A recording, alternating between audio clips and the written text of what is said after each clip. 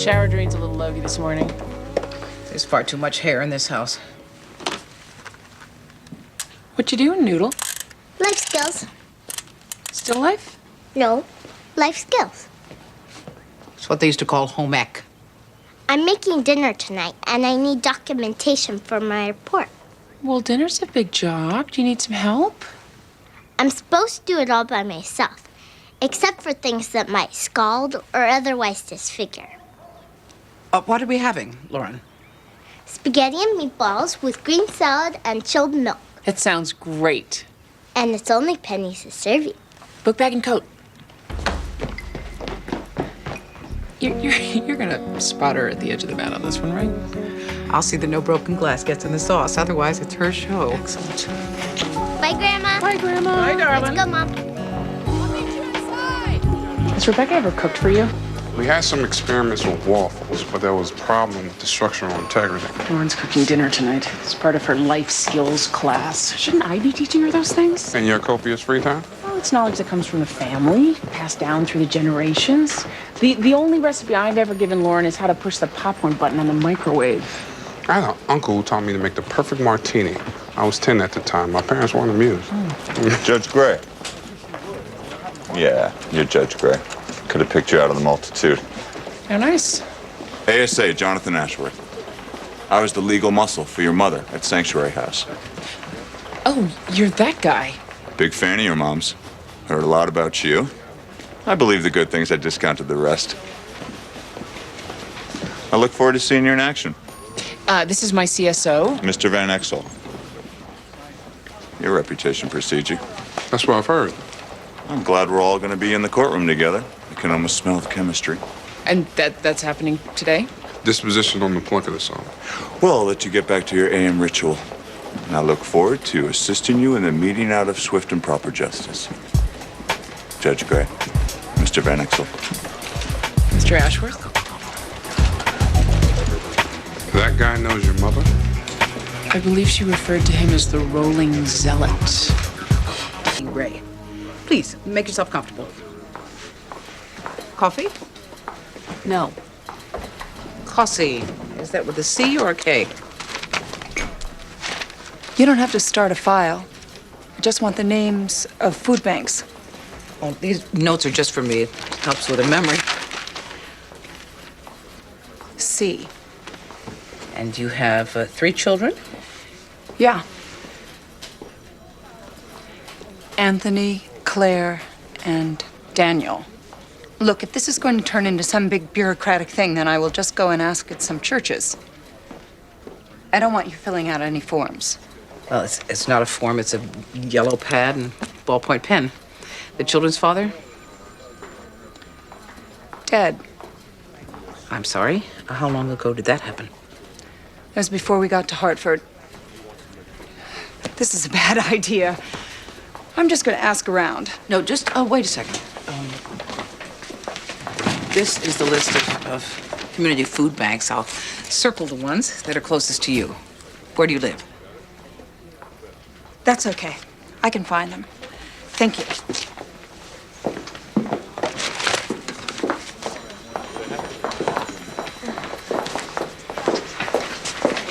Is everything okay? It's fine. Hello, my name is Maxine Gray. Anthony Cossey. That's a pleasure, Anthony. And you are Claire, which makes you Daniel. They're shy. Come on, kids. Yeah, come on. Please take my card. If you need help with something, you can call me. Sure. Okay. And if I had your telephone number, then I could call you in a day or two and see if you found what you needed. That's okay. You shouldn't bother. We don't have a telephone. No telephone? If you need help with the phone or utilities, We're fine. We're set. Don't worry about us. Come on, Anthony. Come on, let's go.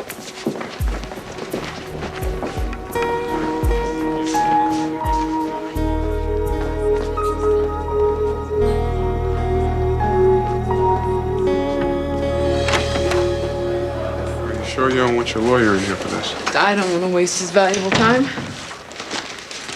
Your probation officer doesn't seem to be impressed with your progress, Miss Sebastian. That woman has a personal agenda against me. You're not working at the moment. Free fall economy, haven't you heard?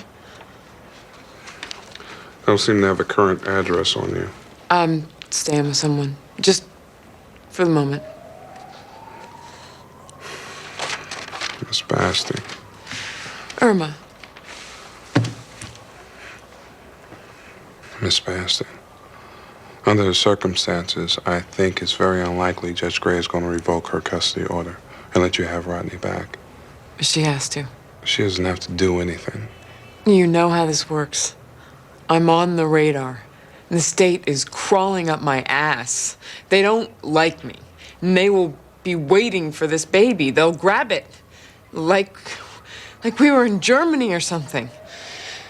But if I can get custody back on Rodney, it won't be so easy. You have to explain that to the judge. Ask her what she'd think. Someone was watching her every second. I think Judge Gray has a fair grasp of the situation. But you have to understand these reports. They're not in your favor. I'll explain. I'll explain everything. I hope you can. You'll have a chance in court. Oh. This is for you and the judge. Let you know I appreciate your being fair. I can't accept that, Miss Basti. Sure you can. It's a box of candy. Chocolate-covered cherries. I can't accept the gift. And neither can Judge Gray. It's a box of candy, okay? It's against the rules. Right. Right.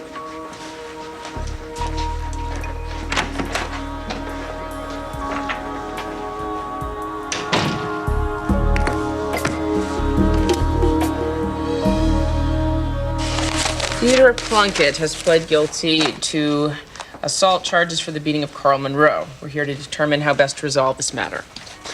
What would the state of Connecticut like me to know, Mr. Ashworth? Judge Gray, Theodore Plunkett waylaid Carl Monroe behind a strip mall where he severely beat Mr. Monroe with a 3-foot length of rebar. This was an unprovoked and vicious attack, the severity of which demands correspondingly severe punishment. Thank you. Ms. Mattson. Your Honor, Mr. Ashworth has offered the schematic of the event, but he has drained it of all context. There was indeed a confrontation between Mr. Plunkett and Mr. Monroe, but that confrontation was precipitated by a young girl's desperate plea for help. Miss Lynn Dickinson, a classmate of Mr. Plunkett's, approached him for protection from her abusive ex-boyfriend, Carl Monroe. While my client has admitted to the facts, before passing sentence, we feel it's vital that Your Honor understand the motivations and the mitigating factors that led Mr. Plunkett to put himself in harm's way to selflessly protect another. Very well, Miss Mattson. I will hear testimony, but it had better be pretty compelling. Thank you, Your Honor.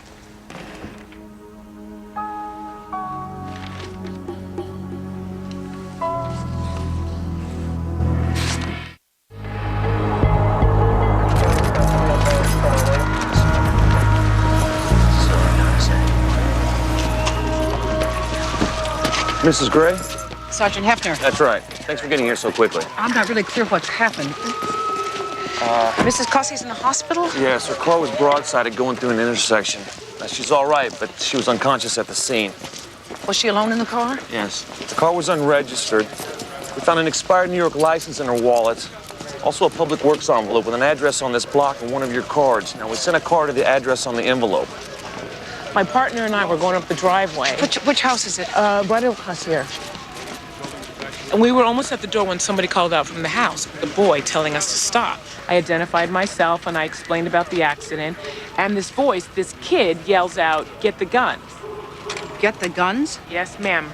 So we pulled back, moved the unit, and we called for backup. Now, we tried to call, but the phone company says that there are no lines going into that house. And you can see the hole in the front where the mailbox was pulled out and the generator's making their own juice. That family is off the grid. To the best of your knowledge, are there any weapons in that house? I have no way of knowing. All right, we think there are 3 children. That's right. Sergeant Hefner, is it your intention to attack that house? Well, it's my intention to secure the area and then resolve the situation with the minimum force necessary. We're talking about the three probably very frightened children. One of which may be armed. I'm gonna do what I feel is appropriate.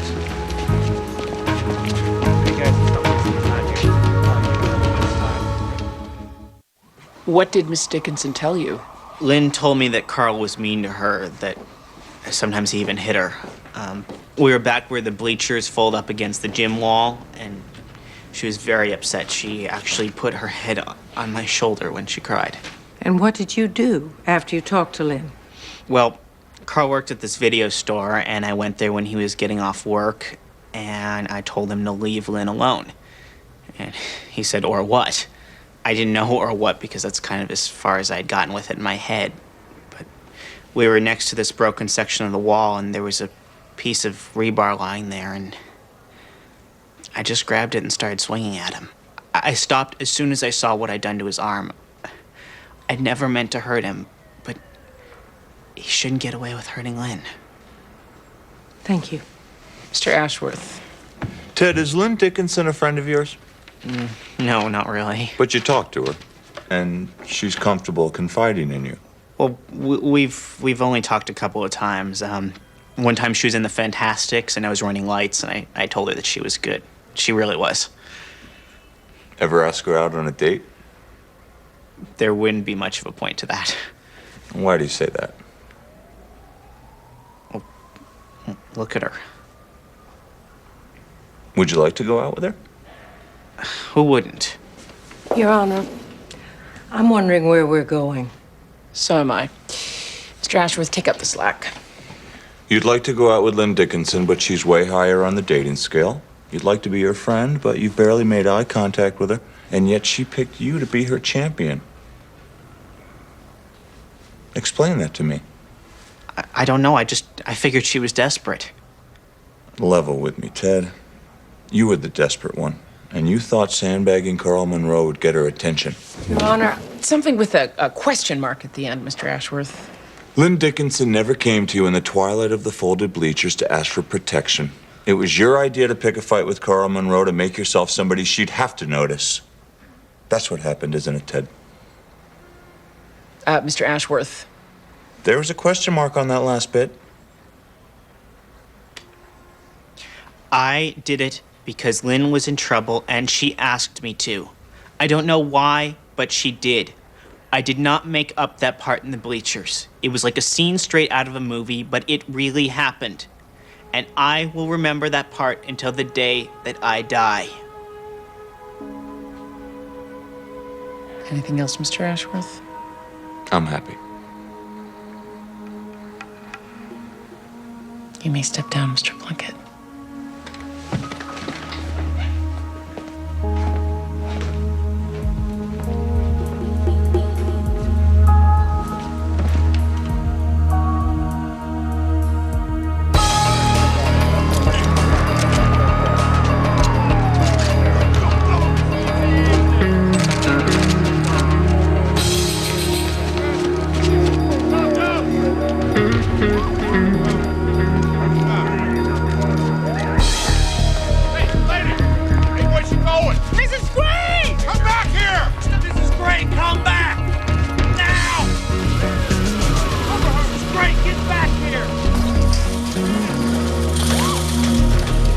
Better stop. We have a lady approaching the front of the house. Hold your fire. Anthony, it's Mrs. Gray. We met this morning when I spoke with your mother. Are Claire and Daniel with you? You should go. Would it be all right if I just came up as far as the porch? No, go away. Your mother's had an accident, Anthony. She's all right, but I'm sure she's going to want to see you. Stay away. Don't come any closer. I mean it.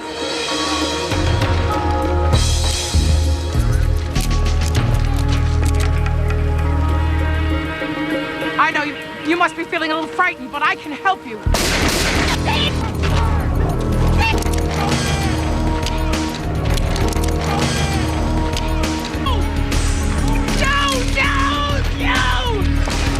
Nobody shoots! No more shooting! Nobody shoots anybody! Hold your fire. Hold your fire. Anthony, is Claire all right? But she's scared. I know the feeling. I'm sorry, but I told you to stop. It's all right. I understand. You're in charge. Yeah, I'm in charge. And because you are the one in charge, you and I have to talk. You understand that, don't you? Okay. Brother.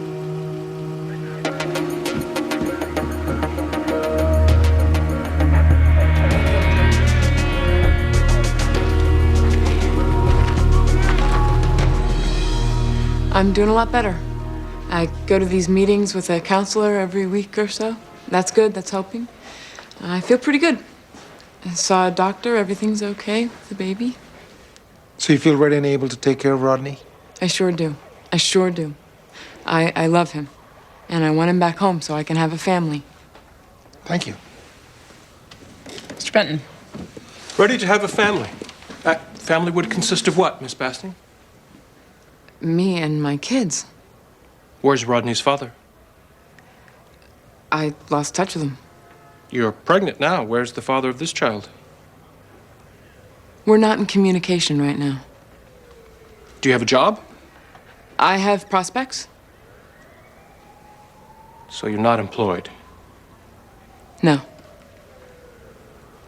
Where do you reside? I'm staying with some friends. Do you contribute to the household expenses? Well, I just told you I don't have a job right now. The court ordered Rodney under its protection almost 2 years ago. At that time, you were unmarried, unemployed, without fixed abode, and had been charged with prostitution and possession of an illegal substance. They dropped the prostitution. What's different now? What's different? What about your situation today is an improvement over 2 years ago? Why would Rodney be any better off with you now than he was then? What's different? What's different is somehow this went from being a run of bad luck to my fault, as far as you people are concerned.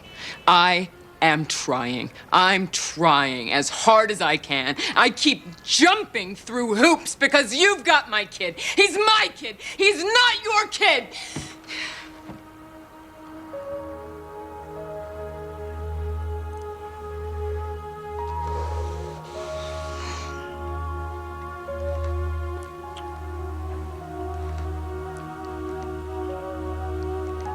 Things will be okay. If you just give him back.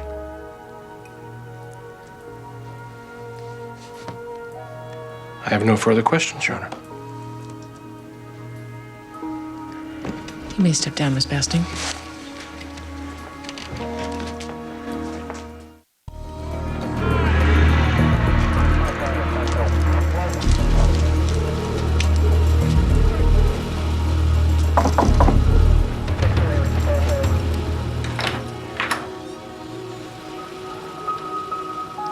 Hello. Hello, Claire. Want to come in? Yes, thank you.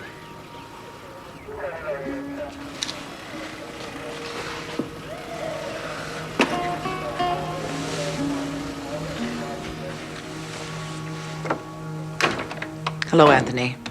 Look, I'm sorry about shooting at you. I accept your apology.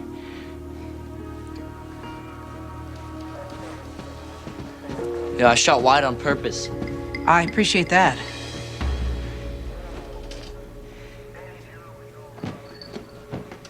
Would you like me to take you to the hospital so you can see your mother? Yes. We can't leave. I saw the generator on the porch. Is there something wrong with the electricity? We make our own. That way they can't use the house wiring to follow you and listen. I didn't know they could do that. Throw it, Danny. Is it all right if I sit down? Yes. Did you figure that out for yourself about the wiring?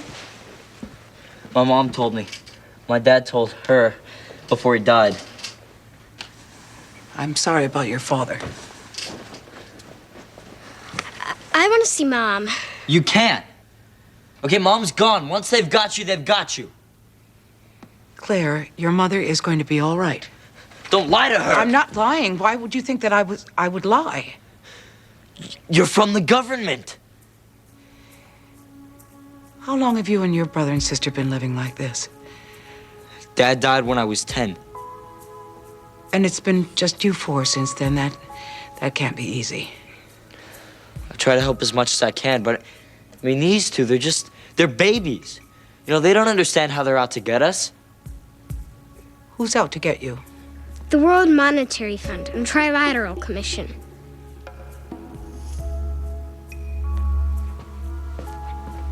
Look at her, she's just a kid. She doesn't know it's not that simple. She knows more than I do. Until I met your mother, I had no idea what was really going on. I'm just sorry that she didn't have time to tell me more. Anthony, Danny kicked his shoes off again, and I'm not gonna tie him anymore. Oh, Claire, I'll help you. Danny, come to my shoe store. No waiting at my shoe store. There you go. We just have to measure your, oh, good. Oh, good, they're the same size.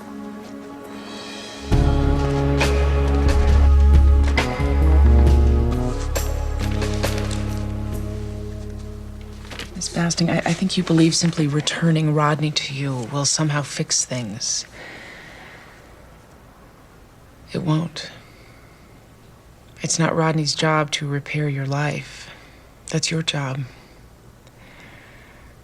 I'm sorry, but the court finds nothing in either reports or testimony that would lead me to reconsider the custody order for Rodney Basting. Therefore, I am denying the petition for revocation. Miss Basting, I strongly urge you to take this opportunity to look closely at your current situation.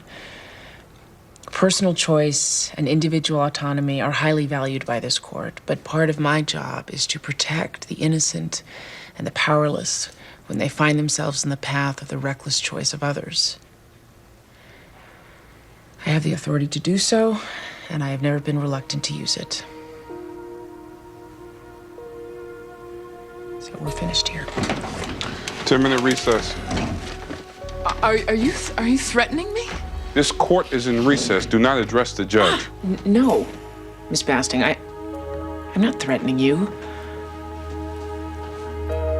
I'm sorry if that's all you've heard. More sorry than you can imagine.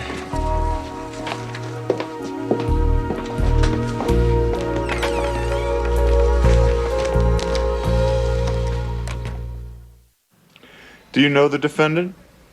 From school, in the halls. I don't think we have any of the same classes.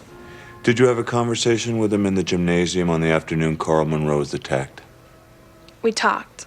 Just for a few minutes, that's all. During those minutes, did you cry? No, sir. Did you put your head on the defendant's shoulder so he could comfort you? No, sir. I never did that. Lynn, tell them. Quiet, Mr. Plunkett. During the conversation, did you confide in the defendant that Carl Monroe is abusive toward you? Absolutely not. We talked about the senior musical, that's all. So you didn't solicit his aid in defending you, is that correct? I really don't know where he got that from. I was just being polite.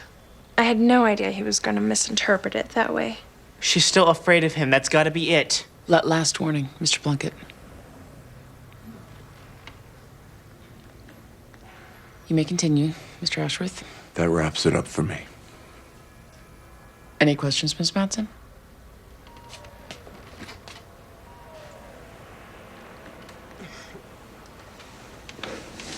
No, Your Honor. Well, thank you, Lynn. Thank you, Your Honor. Did you mention Carl Monroe at all when you were speaking with Mr. Plunkett?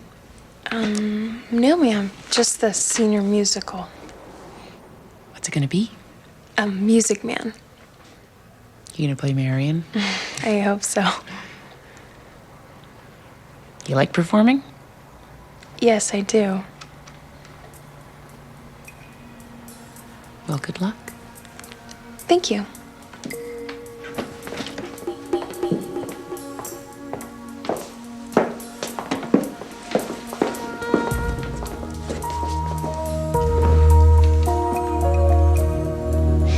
See counsel in my chambers.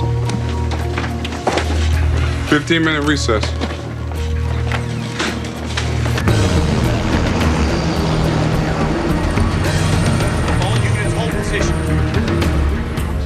Everybody thought Y2K was this big nothing. That they were all fooled, except my mom. She knew it was all planned to speed the move from republic to industrial feudalism. Your mother put that together. That's why they're after us. When I saw the UN police coming up the walk, I knew they got her and they were coming for us. Anthony, your mother has been in an automobile accident. The police helped her to the hospital. I'm hungry. Eat some more cookies. If Mom was here, she'd make us something. Well, she's not. They're gonna need more than cookies pretty soon. I know, but cookies is all I got. Anthony, not everyone sees the world the way your mother does. That's the strength of the conspiracy. How people refuse to believe. Do you believe it, Anthony? Fine. You have to share. Cut it out. Megan, stop! Give it here. Give it here.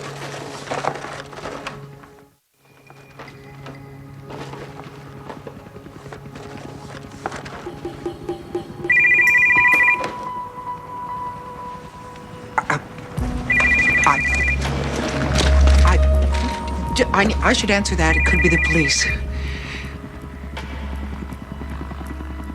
If I don't answer it, then we might not be able to finish our talk.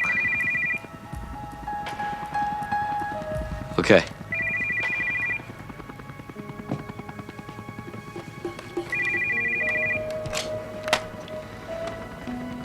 Hello? Hello, Sergeant Hefner. No, we're getting along just fine.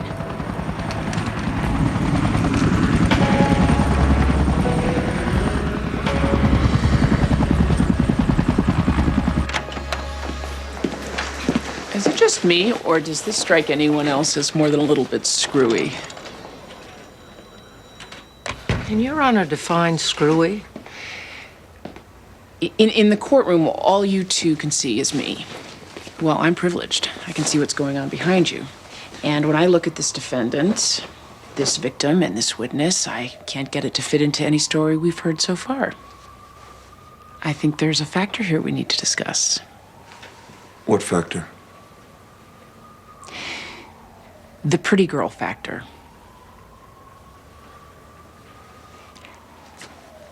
In high school, pretty is power. And sometimes a pretty girl, a certain kind of pretty girl, needs to test the limits of her power. And one way she does this is by seeing what she can get others to do. Do either of you have anything additional to introduce? No. No. Your Honor. No, Judge. Okay. Well, I'm essentially ready to sentence, but I'm going to hold off. Since we have all the principals under one roof, I think this would be an excellent opportunity for certain conversations to take place. And these conversations would involve who? They would involve certain combinations of the interested parties. Would these conversations have any impact on the resolution of my client's case? No, they would not. We'll reconvene in an hour. And Miss Matson, since I have the ropes off, you were afraid to ask a question to which you didn't already know the answer. Normally, that's good lawyering. But I might have thrown the dice. If Lynn Dickinson hadn't talked to Ted Plunkett about her boyfriend, how did Ted know when the boyfriend was getting off work?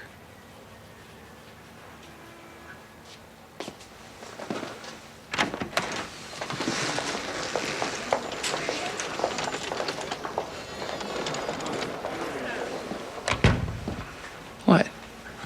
What kind of pretty girl were you? Oh, I wasn't one of them. But I know the species.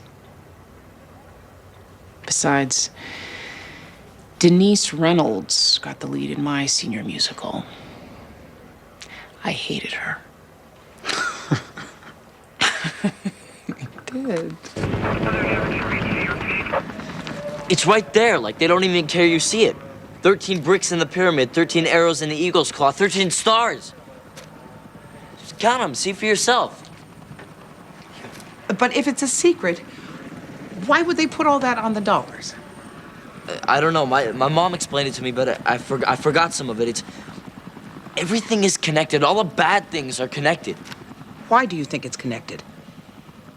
Because they have to be. I know it feels like that sometimes, and I'm not saying there aren't bad things in the world and bad people. There are plenty of both, but I just don't, I don't think it's all that organized.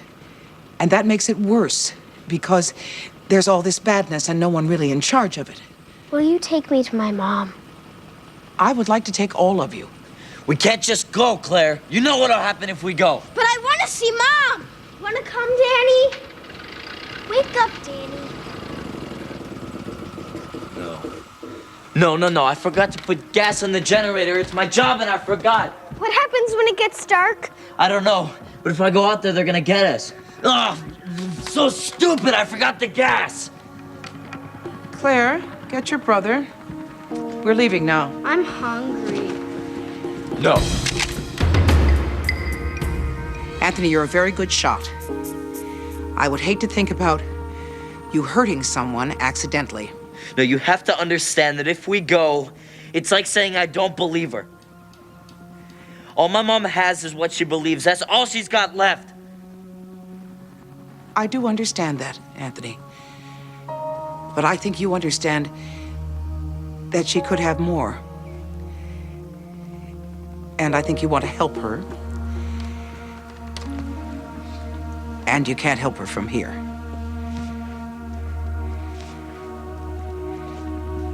Not from this house.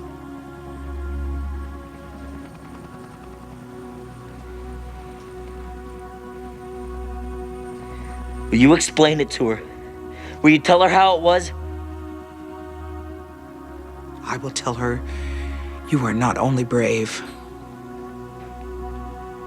but wise.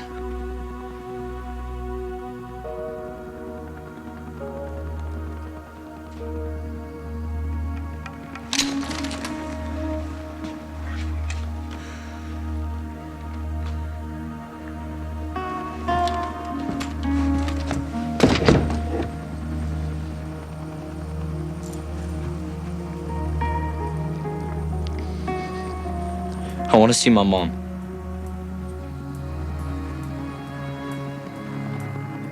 Let's all go.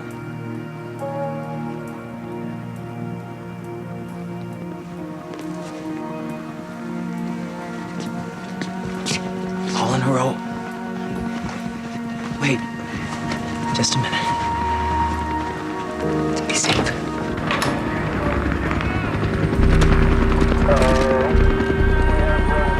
Just be quiet. Here we go.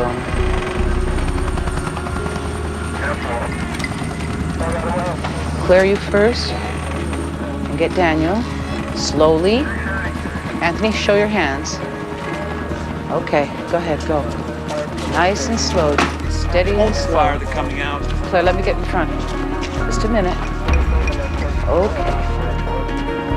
Now we're okay. That's all right, sweetheart.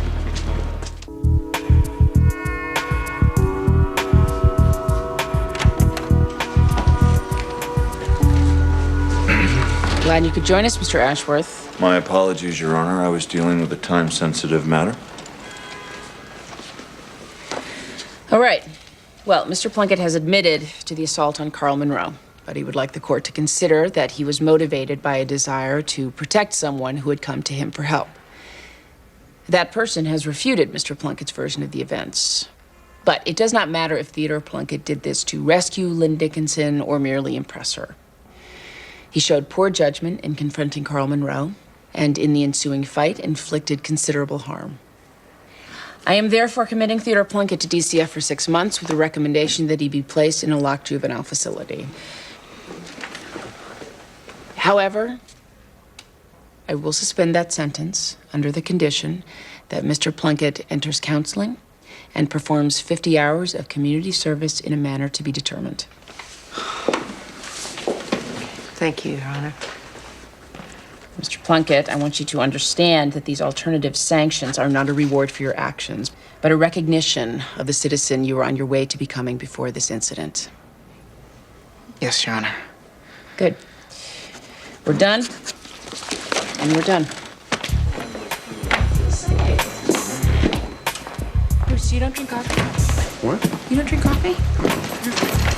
Are you Lynn Dickinson? You have a warrant for your arrest. You're under arrest. Arrest? Right to remain silent. Yes, ma'am. For You have the what? right to remain silent. You have the right to remain silent. She's being charged with conspiracy to commit assault. I had a little talk with the boyfriend. Carl's basically a good kid, but something was weighing on his mind. He responded to my natural warmth and opened up. They set the nerd up. The victim and the girl? Why? Carl was anxious for me to understand it was Lynn's idea. She wanted to see if she could convince Plunkett that she needed help. Sort of an acting exercise. So when the poor slob came to the video store, Carl was going to rough him up a little. Ted got lucky. The joke got away from them. Well, you work fast. Swift as Mercury when I'm inspired.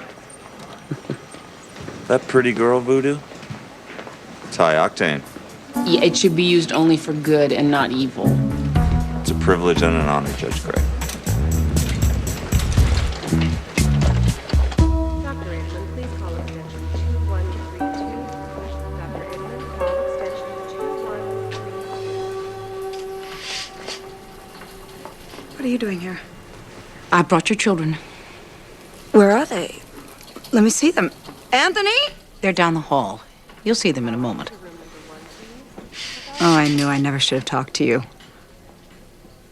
This is what I get for being so stupid.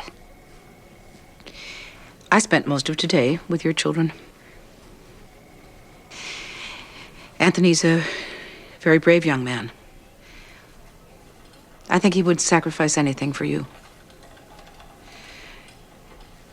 It's clear to me that all of your children love you very much. It's also clear that you are doing them considerable damage. Damage? How? By telling them the truth about this world? I don't know how you came to your beliefs, Mrs. Gossie, but I do know what you are doing to your children borders on neglect. You want to take away my kids. And that would be a powerful confirmation, wouldn't it? Proof that the web of conspiracy is real. I know firsthand how frustrating and hurtful the government can be. It can be as destructive as a boulder crashing down a mountain. But no one accuses the boulder of conspiracy. That depends on who pushed the boulder. Anthony and Claire and Daniel will be taken care of while you recover. I'll see to that. The expired license and the unregistered car don't concern me. But keeping your children out of school, the presence of firearms in the home, is very much my business. So, congratulations. Mrs. Gossie, you've gotten your wish. I don't know about before, but from here on out, the government will be watching you. Because I will be watching you.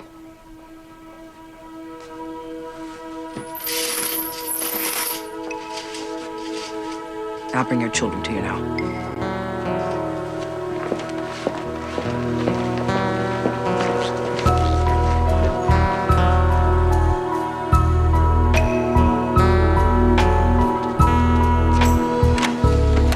Let's get some coffee.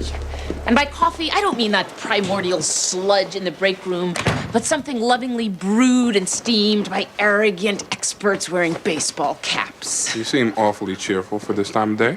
Well, I was fair, and in the process uncovered an additional crime. I think it's very clever of me.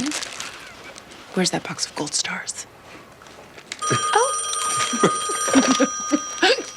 Judge Gray. You hear that, Judge Gray? You know what that is? That's the New Jersey Turnpike. Who is this? Typical. It's Irma Basting, remember? Miss Basting? I just spent 65 cents for the privilege of telling you to go screw yourself. You might have one of my kids, but you're not getting another because I'm gone. And I don't have to take any more crap from you telling me what kind of person I should be. Who are you? You're nobody. You're nothing. So get bent, Judge Gray. Get bent and die! Miss Basting! What is it? She left the jurisdiction.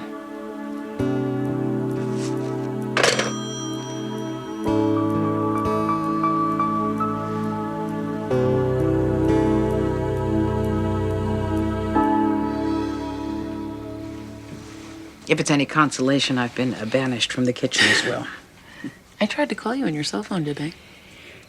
I had some trouble with the battery. You've been very quiet since you got home. Have I? I know because I've been quiet too, and when you subtract both of our voices from the house, the silence becomes substantial. I had sort of a left-footed day today. I got from one side of the room to the other, but I tripped on the carpet halfway there. It was not a graceful crossing. I know the feeling. But the room was crossed. That's what counts. I hope so. Here we go.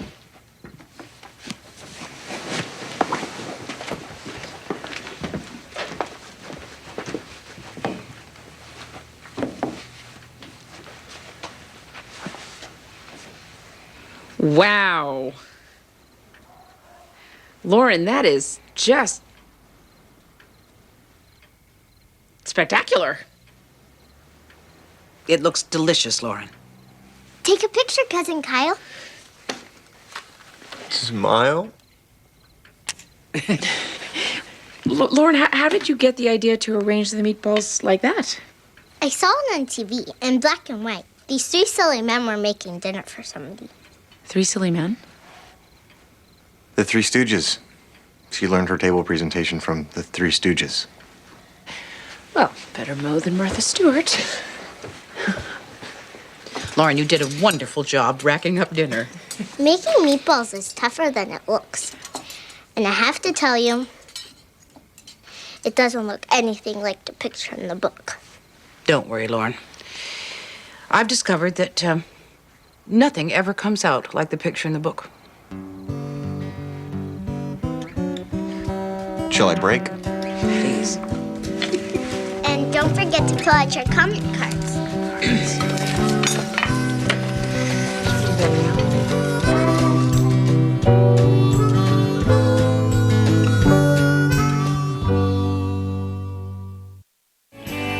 Coming up next on TNT's Prime Time in the Daytime, Briscoe and Logan find a connection between two unrelated murders.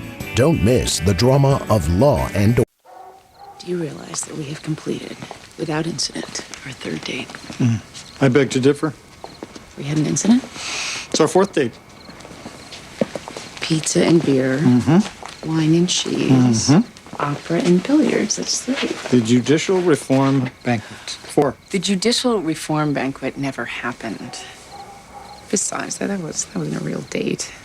Well, that's unfortunate.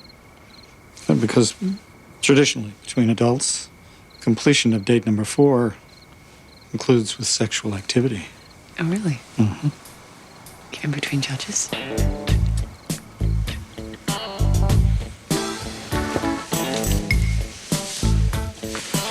Lauren? I'm sorry to interrupt you, but Lauren got up for some little girl reason, so could you possibly dampen your ardor and not set the porch on fire? Evening, Maxine. You have lipstick on your face. I know. I like it. So sorry. Want to try again tomorrow night? Not. Definitely not. I have a previous engagement. Oh. A work thing? Sick friend? A meeting of your coven? It's my 10th reunion. Can I go with you? What? I'll go with you. Oh, definitely not. 2 definitely nots. That's adamant. Harvard was an interesting time for me, and I was part of this tight-knit group who... Can I say no and leave it at that? Of course. Another time, then?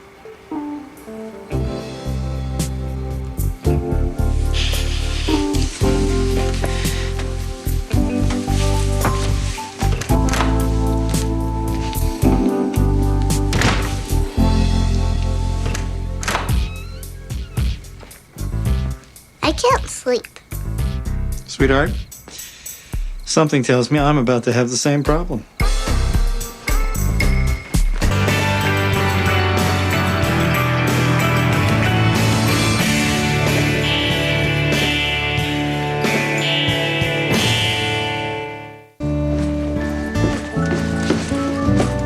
Why don't you want Barry to go with you? Is it because he's so old? Not so old. Your mother doesn't want him to meet David Humboldt. Who's David Humboldt? The boyfriend she had before your father. Or And that's Elise. She's pretty.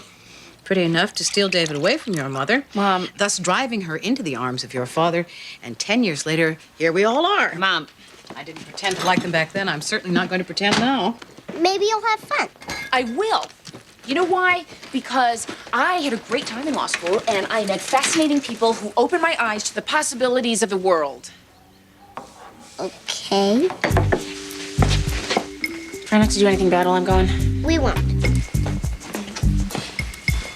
Amy, remember you are well loved and you do extremely good work. I know that. Why are you telling me that? Because, Amy, I've been to a reunion or two. Bye, Mom.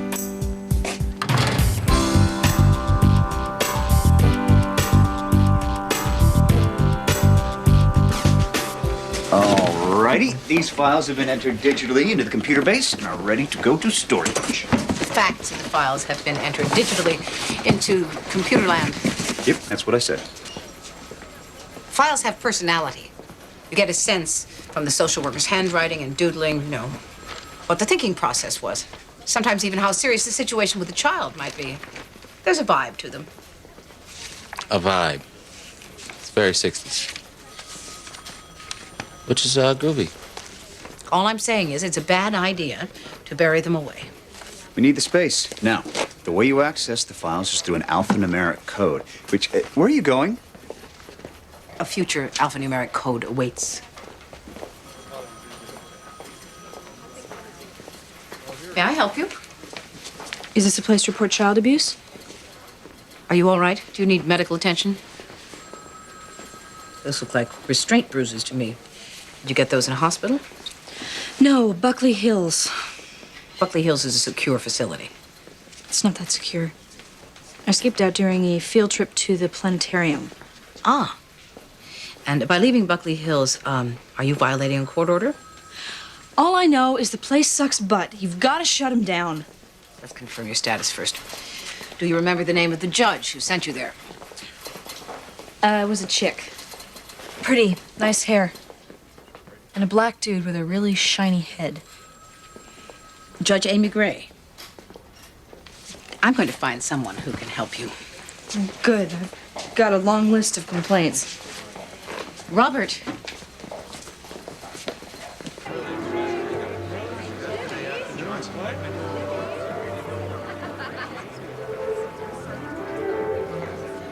Hi. Welcome to our 10th reunion. Name? Amy Gray. Gray. Aha. I'm sorry. Class of 92? You're not on the list. Amy Madison Gray? Class of 92? Did you attend Harvard proper or one of the satellite schools? Harvard. I was on the law review. Try under Amy Cassidy. Michael, I'm almost glad to see you. You look terrific. Cassidy's are married. It's my ex-married name. Now it's Judge Amy Gray. Did you return Part B of the registration package? There was a Part B? Amy! Hey! Elise! Oh, my God. Oh, it's so wonderful to see you. You look lovely. I thought you two were divorced. Oh, it's a scandalous lie. No, it's true. You two look extremely married. Well, Miss Gray, seeing as you are obviously legitimate, I'll just register you as a walk-in. There you go. How are things in Rhode Island? Connecticut. I live in Connecticut. And please don't forget to place your artifact in the time capsule. My what, where? It was in Part B of the registration package. Contents will be buried and then dug up at the 50th class reunion. Here is your events package. Don't lose your drinks tickets. Wow. Oh, hey. The first one of the Justice League to make judge. Very impressive. I'm certain a juvenile position is just that first rung leading to the Supreme Court. Hartford. I bet you have one of those superb homes along the river. Amy's living with her mother. Oh, in that same fabulous, funky house? She's helping her out financially. Oh, we know how that is. We just got Elisa's mother a place on the vineyard. Oh, well, good luck getting my mother to the vineyard. Look, they misspelled your name.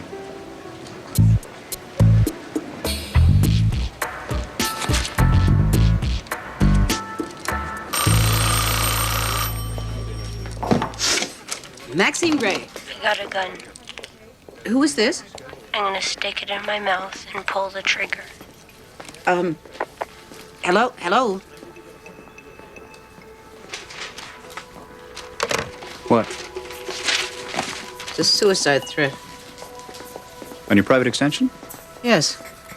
Did you get a name or recognize the voice? No, I'm not even certain whether it was a girl or boy. Kid hangs up like that. It's probably a prank. Yes, I think so too.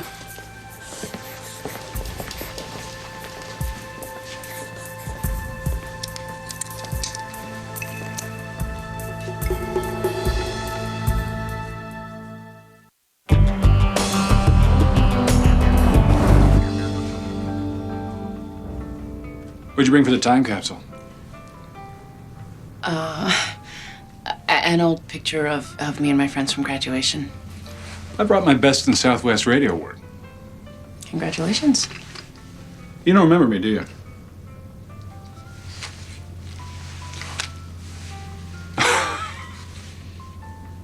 Charles Manners. In the flesh. You haven't changed a bit. You're still the way you were. Thank you. I just sort of got myself improved over time. I'm a radio lawyer in the Dallas-Fort Worth area. But I'm hoping to make the jump to television, visual medium. So I had my teeth fixed. You remember my lisp? And I continued through with a total renovation. Stammers? Well, no one calls me that anymore. Stammers Manners? Oh, God, you have changed. I hear you married Mike Cassidy. Yeah, well... So there's no use asking you out. No, there's really not. I make it a policy not to hit on married women. So I guess we're gonna have to agree that our romantic possibilities passed us by in law school. Alas, that must be our agreement.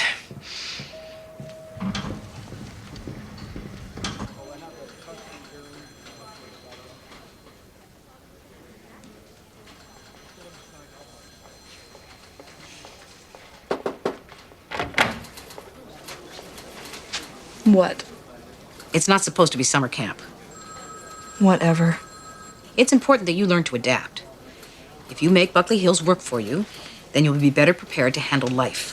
What they should do with that place is burn it down, grind up the ashes, and feed the ashes to pigs. They're mean. They hate me. I'll die in there.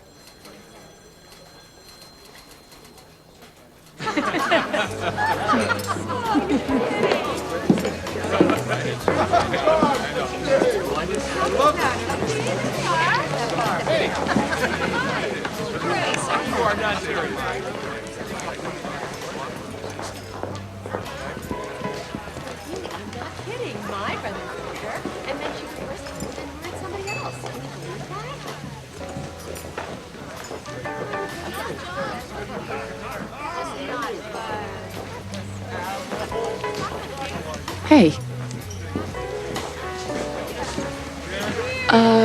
This says I'm dead. I'm not dead. Who's in charge of this display? Is there a problem? Yeah, I'm not dead. Do you realize what a large opening you're providing for a witty quip? Who said I was dead? How did they say I died? Of course. I'll arrange to have your name removed from the deceased list. Could you take the picture down? It's creeping me out. Hey, you're making headway. This morning we had to vouch for your very existence. Now it's simply a question of whether or not you're dead. Have you considered investing in a public relations person? No, it's just that I'd prefer not to see. God, look at my hair. Who sent in this picture? Who said I was dead and sent in this picture so that everyone would think I died of ugliness? Just take the picture picture down, please. I can't simply remove the entire memorial display. Think of it as a lark, Amy. A funny story. You used to love funny stories. Are you suggesting that I've lost my sense of humor, at least? Because I haven't.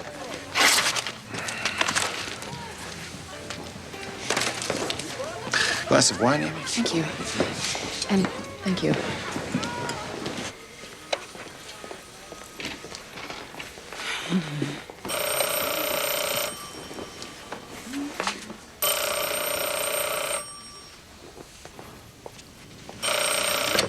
Maxine Gray, You still at work?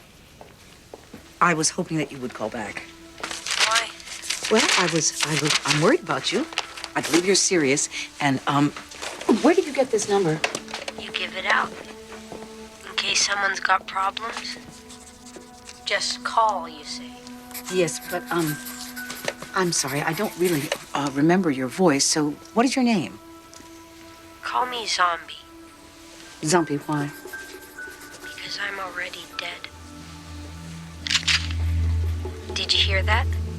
Yes, it's an automatic weapon, I believe. Yeah, it's a Glock 45 auto. Get on the horn and request a trace on extension 3076 for possible teen suicide, all right? I got 13 rounds, but I'm only gonna need one when I blow off my head. You need to tell me how to stop you from doing that. Yeah, like you care. What do you want me to do? I have no demands to present you, no bargains to strike, no compromise to reach. You have nothing to offer me. I do not need you. That's very poetic. Yeah, well, sun comes up tomorrow, I blow off my head. I might call you before then, I might not. But if you're not there when I call, I'll do it right away. I'll be here. Yeah, that's what you say.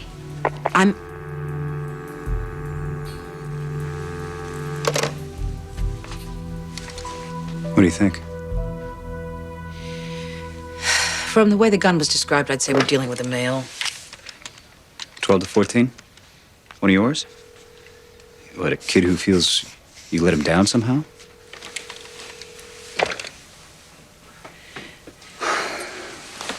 Chinese or Tex-Mex? I can't think about food, Sean. Chinese it is, then.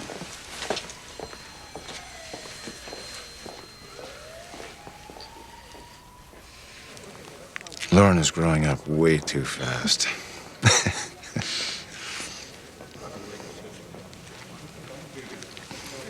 Have you forgiven me for the birthday misunderstanding?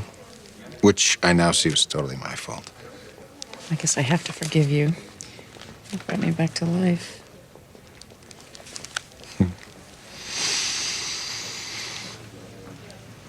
What? I think I have a brain tumor. What?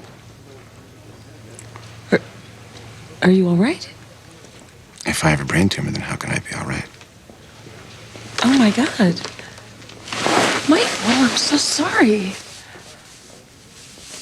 I said if I had a brain tumor. I'm not sure you heard that part clearly. Do you or do you not have a brain tumor? Place it under the rubric of semi-romantic rhetoric. I was suggesting that my brain must be damaged for not realizing what I had when we were together. Well, don't be semi-romantic with me. You're married to Leisha. God, Michael. Lauren's attached to Leisha. Now you're looking to have a fling with your ex-wife? I don't have flings. You don't? I've never had flings. You have to admit that about me. When it comes to love, I'm a very serious man. Let's hook up tonight before the banquet.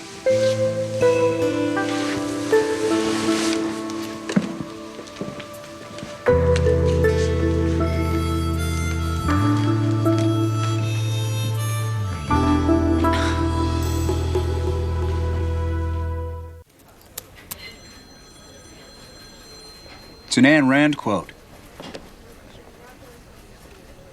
We have no demands to present you, no bargains to strike, no compromise to reach. You have nothing to offer us. We do not need you. It's a speech from the character John Galt. In Atlas Shrugged. Good luck at Buckley. I came here for help, and you narked me. Don't tell me good luck.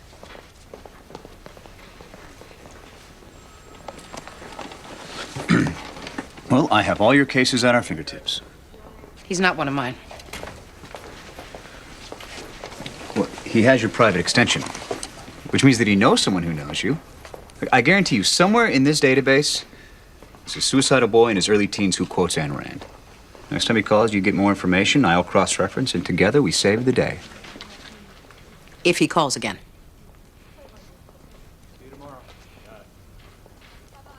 Does that thing tell you what time the sun rises? 6:14.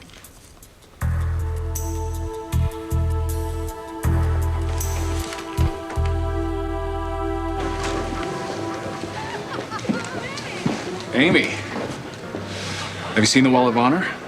Why? Am I on it? No, but I am. Look. Come here. Look. There's David, Elise, me. Michael is giving the keynote speech. Very impressive list of achievements. I'd say the members of the Justice League are doing pretty well. Almost all, anyway. Well, look at you.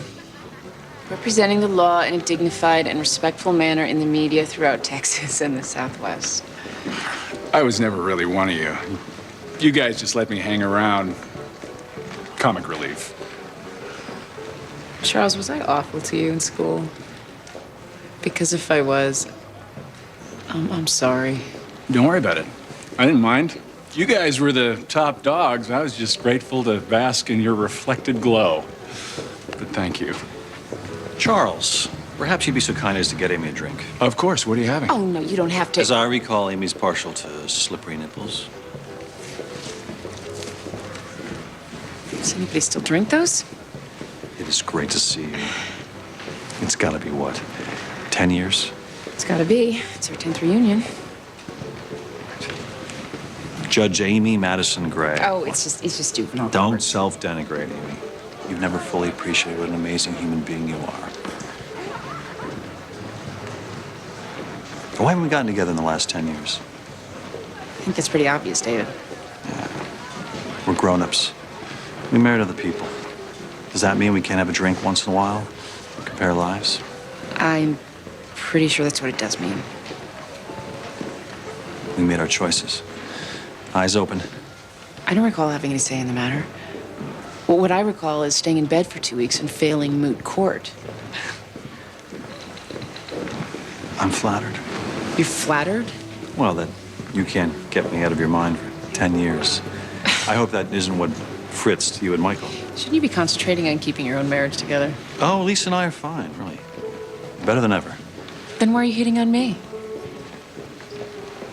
God, Amy, I'm just trying to reestablish a friendship. Maybe I can be of help to you on a professional level. Uh-huh. Yeah. Well, your pickup technique in law school was to offer help on an academic level, so I guess you really haven't changed that much. You certainly have. Thank you. I'm beginning to realize that. Sorry to take so long. The bartender had to look it up in a book. You know, you slide up to me, you suggest that I have dug myself into a hole, and you offer to lift me out. Thank you, but I'm not willing to pay that price. Fine. Suit yourself. Rot Providence. It's Hartford, David. Providence is a whole other universe.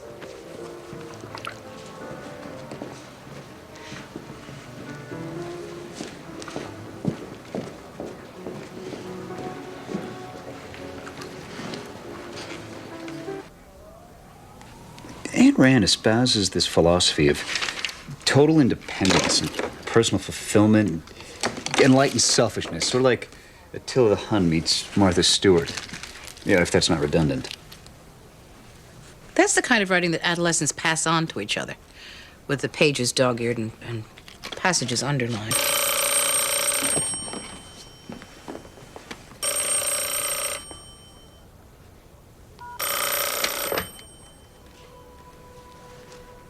Are you there? Go. Start the trace. Hello? Shall I call you John Galt, like in the book? The misunderstood genius who turned his back on the world?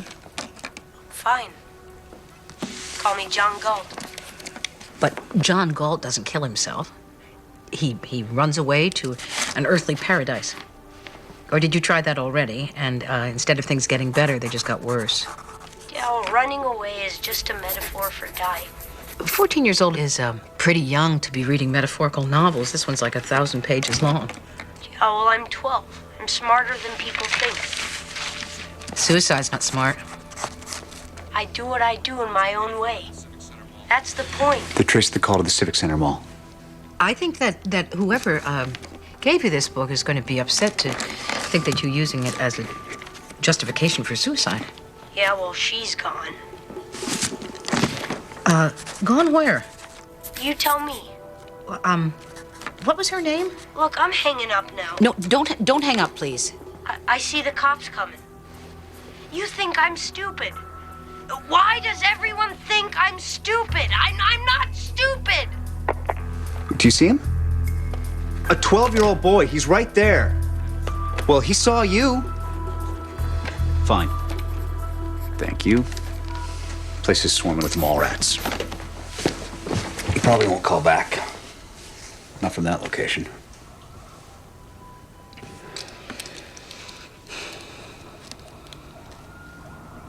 What? What are you thinking? There's a she in this. The person who gave him that book. And when I asked him what happened to her, he said, "You tell me." It's a figure of speech. He doesn't know. Or else, she is one of mine. Vibes again? I don't see your computer spitting out any great answers. You think the answer's in your file someplace? Because it'll take an army of people to find anything before 6:14 tomorrow. Well, here's your chance to make a believer out of me.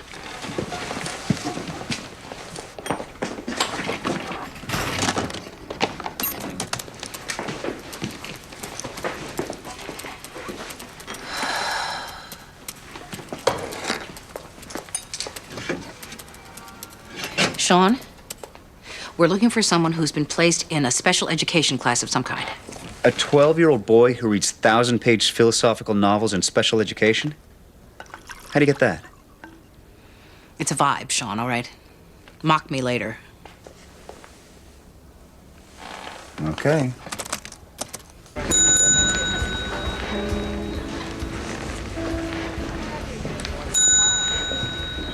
Leaving early? Oddly enough, I'm not having a good time, Elise. That was a $300 tie you rather childishly ruined. Well, no one should spend that much on a tie. You're jealous. Because we all lived up to our potentials, and sadly, so did you. You had everything, and you let it slip through your fingers, and now look at you. Elise, if you've won this competition we're supposedly in, why are you so angry at me? David, Amy's burning rubber. Leaving? Before my keynote speech. You know, I'm not one of you. I used to be, but I'm not now. And don't think I don't know who told them I was dead and ugly. Not to mention paranoid. Look, I admit it. You've all shown me up. I'm a civil servant. You're masters of the universe, so I'll just go on home so you can kiss each other's kudos without having me to drag you down. Oh, hi. Well, my timing's obviously impeccable. I'm Barry Crumble. David Humboldt. May I just say how proud I am to meet the man whose support for antitrust immunities to the Supreme Court on Seer. Thank you. And this is my wife, Elise Rolfson. Very pleased to meet you, Judge Crumble. And this is my ex-husband, Michael Cassidy. Pleasure. And Charles Manners. Cool. What are you doing here? Ostensibly to bring you tidings of great import. In reality, I felt the need to see your face. Oh. What's the, good news? Amy's going to be asked to chair a very high-level blue ribbon panel. Is that good? Hell no, it's awful. But you'll be dealing with Congress, 3 governors, and at least 1 intimate dinner at the White House, so it's very prestigious. Awful. Not the Federal Juvenile Justice Commission. Exactly, yes. No, I wanted to be the first to congratulate you.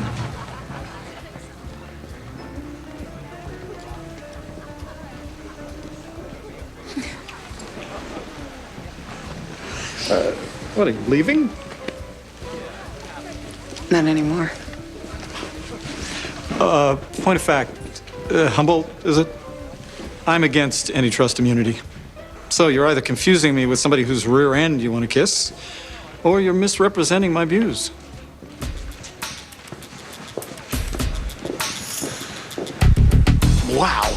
Judge Barry crumble. That's got to be the high point of my whole reunion experience. Shut up, stammers.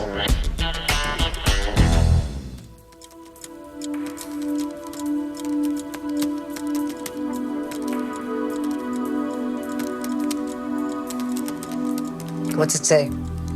It's working as fast as it can. 6 hours, give or take.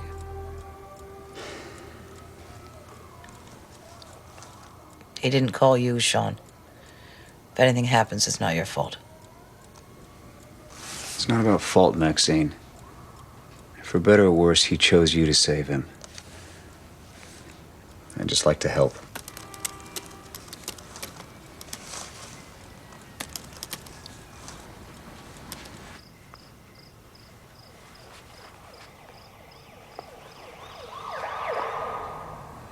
You fill up my senses like a night in the forest. It's a very sappy song. Like the mountains in springtime, like a walk in the rain. Could you please stop?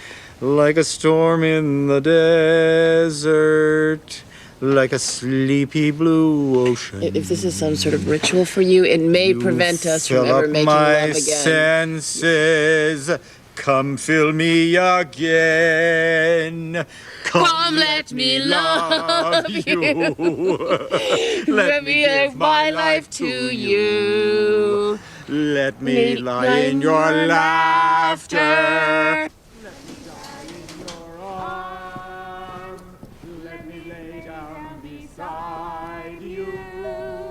Let me always be with you. Come, let me love you. Come, love me again.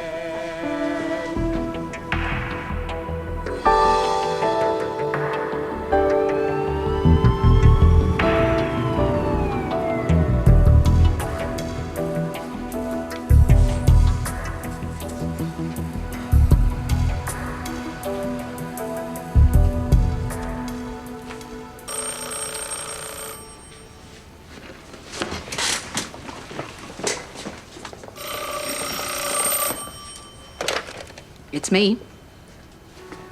Hello? Yeah, I'm here. Listen, I'm wondering about some things. Yeah? Like, how you got my number and why you called me, of all people. Then I decided that you want to make me feel bad about something. Yeah, you should feel bad. If I did something to wrong you, I'd like to know what it is. Did I, do something to separate you from the person who gave you the book? No, that's not all. Tell me. What did I do to hurt you? You didn't choose me. I don't know what you mean. You could have chose me, but you didn't. Who did I choose? I'm choosing you now. Yeah, it's too late. It is not too late. I choose you. See, I can put this right. But in order to do that, I need to know who you are. I'm the boy whose brains will be all over the walls in less than an hour. Damn it, don't you hang up on me.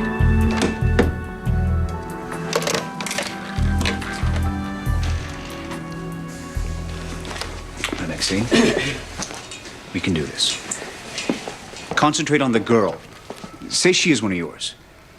You separated them. All right.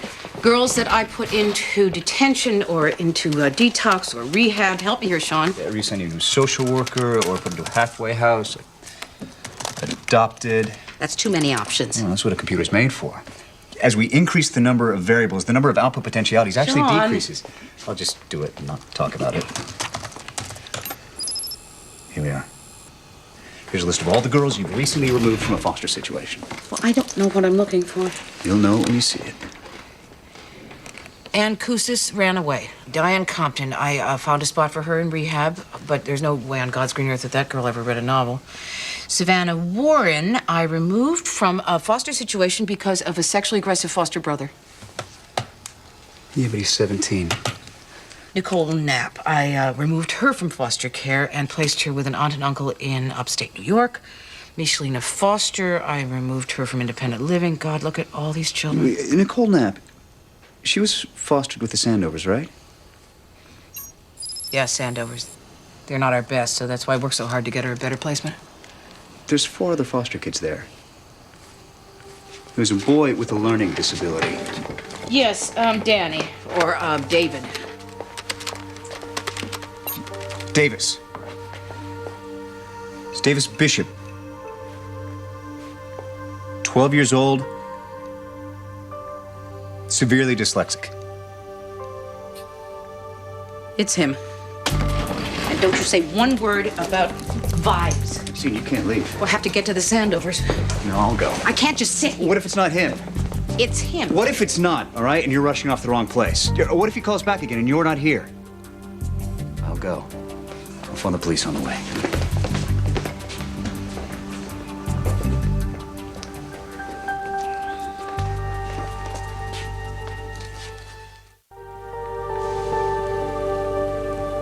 When a lady is left wide awake, a gentleman has not done his duty. It's not that. What's wrong then? Well, it's not like I don't appreciate what you did. I mean, not here, now. Which was so... The way you just sailed in and laid waste to my foes and my ex-husband, which was so... I mean, your timing was so... But I'm the only one not on the Wall of Honor, which is so... And then my boyfriend gets me a blue ribbon la-di-da job so I can exercise bragging rights at my law school reunion, which is so... First, I'm not sure anything with the word boy in it. Second, I didn't get you the job. And third, you should realize that the Wall of Honor at a 10th reunion is nothing. It's profile. It's show-offy noise that has nothing to do with actual accomplishment. Well, if you didn't get me the job, how did I get it? When the governor's office tried to influence one of your decisions, you refused, despite the fact that it hurt you politically. Then, you risked your job and your reputation to defy a corrupt and very powerful judge. Cynicism be damned. Integrity has its own momentum. What I think you're really worried about is whether or not we should have slept together. No. I was your white knight, and you're wondering whether you fell for something. Well, you didn't. I brought you that news because I know how competitive these reunions are, and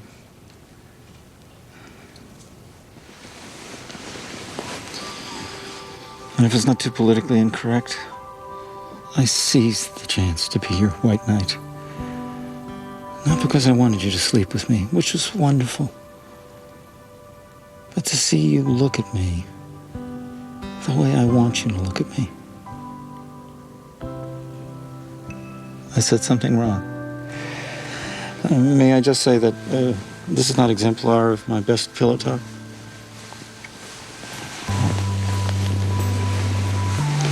Can we start again? Yes, please.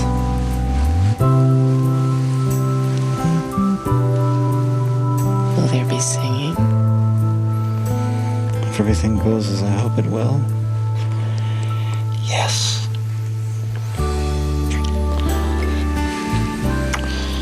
Perhaps even yodeling.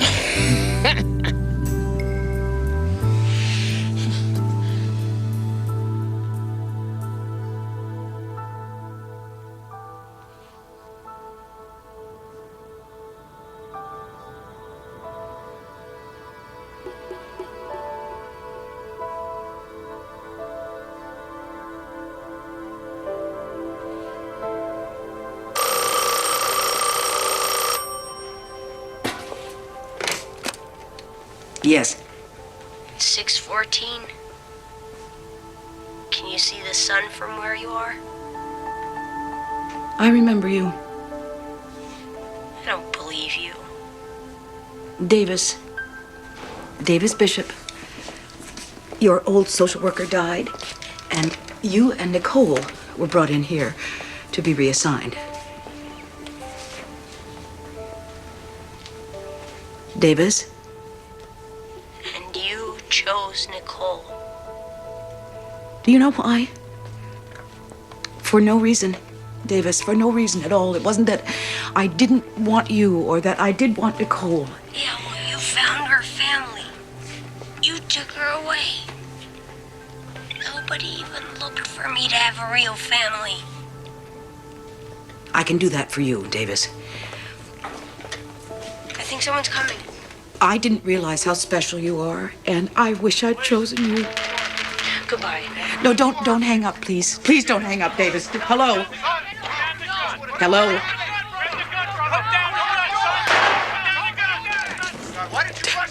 Somebody tell me what's happening, would you please? Please tell me what's happening.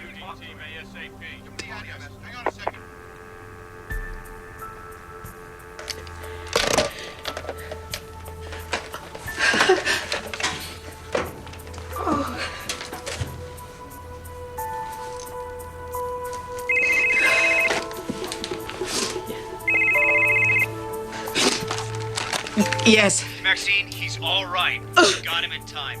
We grabbed his arm and the shot hit the ceiling. How could you leave me hanging like that? How could you? Sean Potter, you are a stupid and a thoughtless man. Maxine, he's Do you hear me?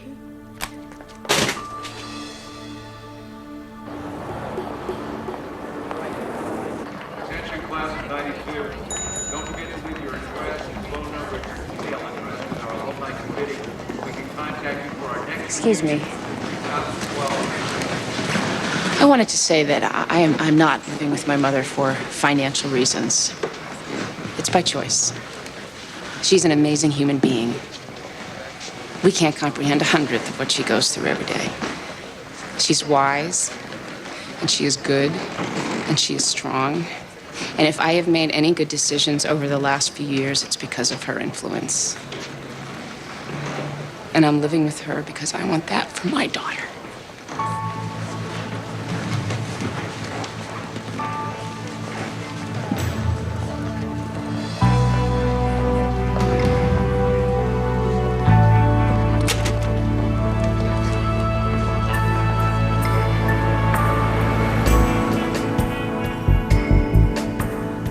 Maxine? Maxine?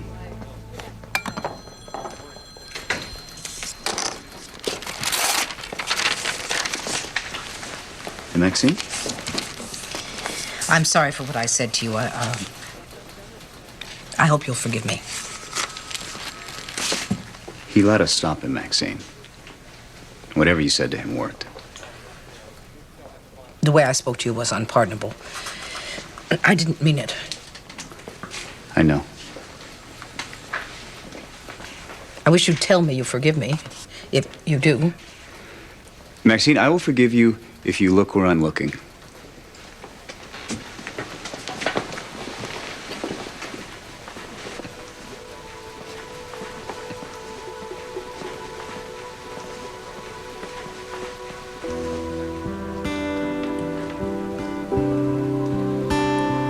We saved him once. Now you gotta keep on saving him. If you're up to it.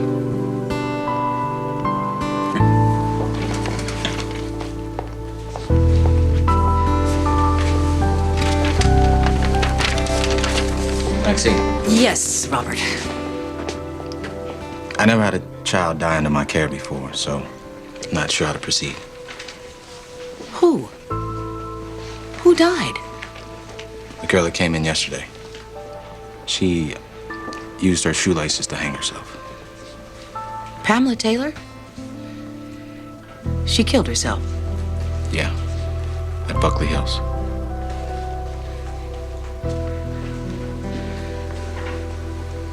Speak with Sean, Robert. My hands are full right now.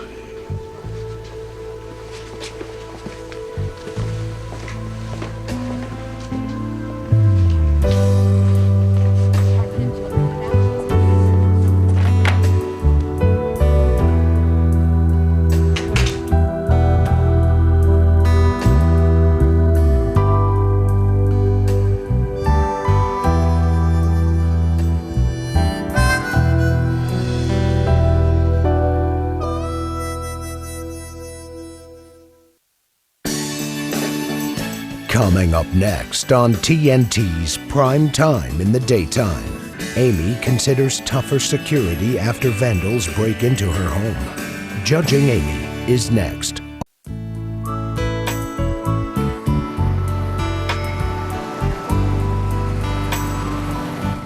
And then Taylor said she was only one belt behind me. And she's gonna be a blue belt before I am. Well, that's just... And then she said she's been to France twice, and I've never been. But I said I had to. Haven't I? Actually, no. Well, where's someplace I've been that Taylor hasn't been? Lauren, do you really want this kind of friendship with Taylor? Where everything is a competition? Yeah. Cool. I bet Taylor's never had the police at her house. Oh my God, that is our house.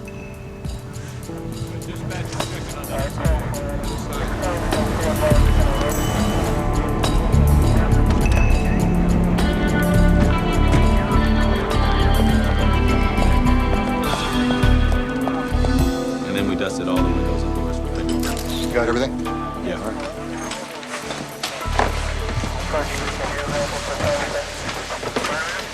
Oh my God, what happened? Did we have a robbery? Nothing is missing. Vandalism? So it appears. But who? Vandals. Thank you. That's very helpful. Is everyone okay? Oh God, what if somebody'd been in the house? There's been a rash of these in the surrounding area. I think it would have been intriguing, possibly helpful if we'd been told about this rash before it itched us. Bored kids, we're thinking. As in this case, nothing ever seems to be missing. Also, as in this case, there's never any sign of forced entry. The vandals choose houses with lax security. We have lax security? No, of course not. Somebody left a door open. Judging from the path of destruction, it was the back one. Well, so that means somebody can just come in and smash up all our stuff? Talk about blaming the victims. Let's just remain calm. Could you just pretend to be upset about this?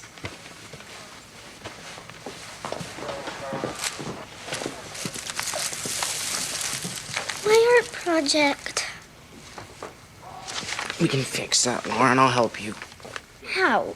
He doesn't have a horn anymore. You better get down to the station and file this. Sooner the report goes in, the better chance we'll have of getting these guys. Evening, Judge Gray.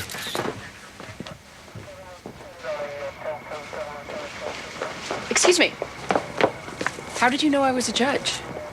Well, you're kind of known in my circles. Oh, really? Well, yeah, the guys talk about you. What do they say? Well, you're one of those liberal judges. Evening. You believe that?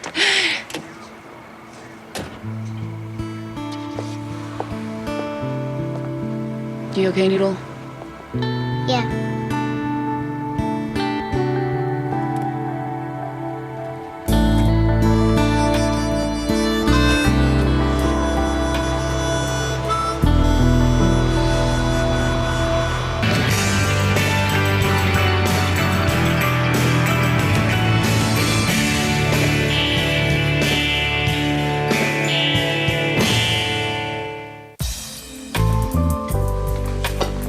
Hey, coffee's here.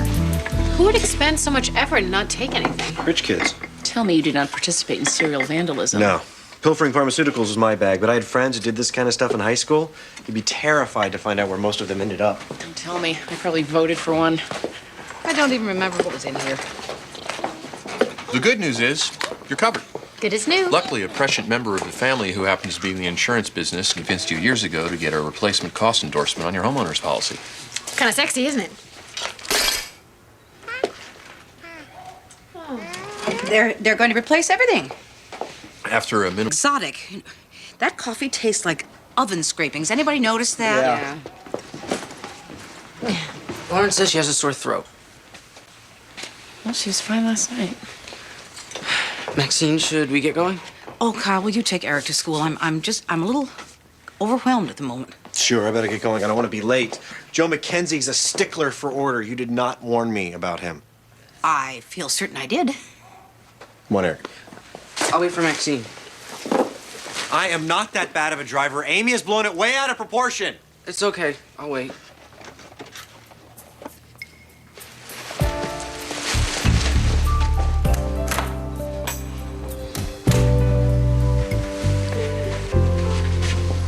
You don't have a temperature. Your nose isn't running. I think I should just take it easy. Who's gonna take it easy with you? You could stay home.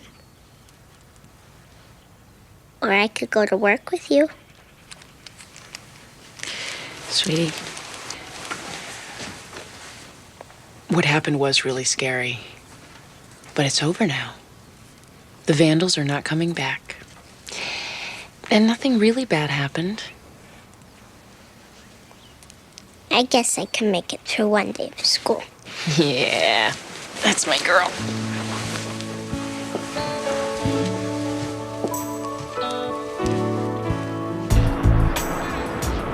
I want the back entrance locked at all times.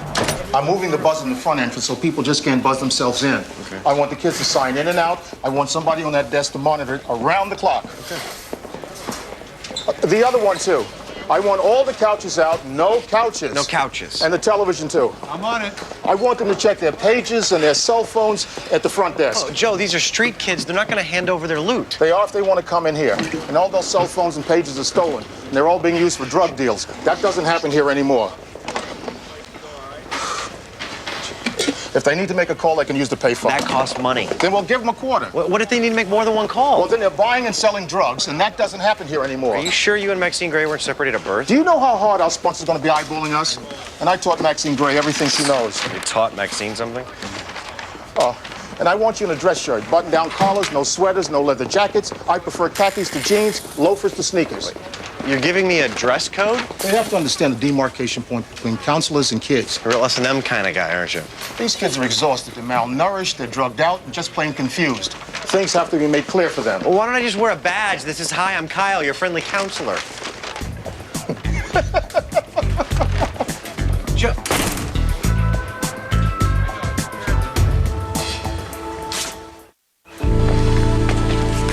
All right, this is a preliminary hearing to determine if there is reasonable cause to issue a neglect petition on behalf of Ian Popovici. Are all parties present? Yes, Your Honor. Yes, Your Honor. Yes, Your Honor. I'm Kimberly Fallon, representing DCF in this case. Actually, Ms. Fallon, Mr. James is representing DCF, who is a party in this matter. And representing very ably, Your Honor. All right. Well, DCF has made several allegations of physical and emotional abuse and is seeking a custody order to remove Ian from his parents, Trehan and Isabella Popovici. If I may say, Your Honor, that Ian has been in 3 different schools in 2 years. I believe you just did. He's a star basketball player. His parents have been moving him from one school to another, trying to place him on the best team, to the detriment of his academic record and psychosocial development. And DCF feels there's sufficient disturbance in his routine to constitute neglect? He's being treated like a commodity, Your Honor. Something needs to be done as soon as possible to protect this child and ensure him the childhood he so richly deserves. And we will hear evidence on this matter. Mr. Van Exel. Tomorrow, 3 o'clock. Is that good for everyone? Yes, Your Honor. No, Ms. Fallon. I meant the attorneys who will actually be arguing this case. Yes, Your Honor. I'm good, Your Honor. Great. And one more thing, Miss Fallon, and I mean absolutely nothing by this. First time in court? I've put in hours in the field. Yes. Next case. They didn't tell us anything we don't already know. Well, maybe that's because they've already told us everything there is to say. They resented every question we asked. Pamela Taylor committed suicide while under their care. You've got to expect them to be a little touchy on the subject. So what, they just stormed through your house, breaking things like a bunch of Visigoths? About the rape and pillaging, thank you. But they didn't take anything. No. I hate to suggest it, but is there any chance that Eric was involved? In vandalizing my house? That's ridiculous. All right, whatever you say, Maxie. You want to know what I think? I think you're overextended. You got a desk full of cases, A street kid living in your vandalized house, and now you want to launch a crusade against Buckley Hills? Perhaps you would like to take one of those problems off my hands. Just pick one. What's going on, Maxine? The judge who sent Pamela to Buckley Hills is Amy. Yes, sent her on my recommendation. I see. Will you help me? Sorry, Maxine. The police disagree with you. The inquest board disagrees with you. Officially, DCF is satisfied in the matter of Pamela Taylor's suicide. Fine. I'm on my own. It's no problem.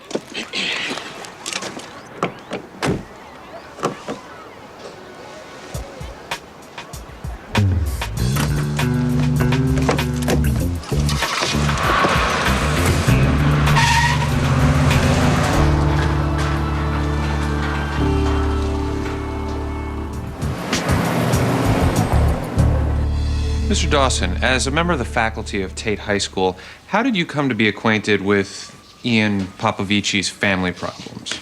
Your Honor, we haven't yet established that the Popovicis even have problems. I'll rephrase. How do you know Ian? I've been his health teacher for the past 6 months. And basketball coach? That's right. Does he fit in well? He's the star of the team. Coaches dream of the opportunity to work with a kid like that. I believe Mr. James meant socially. Oh, Ian's not the type of kid who makes friends easily. So, as Miss Fallon suggested, moving to yet another school would be a very difficult adjustment for him.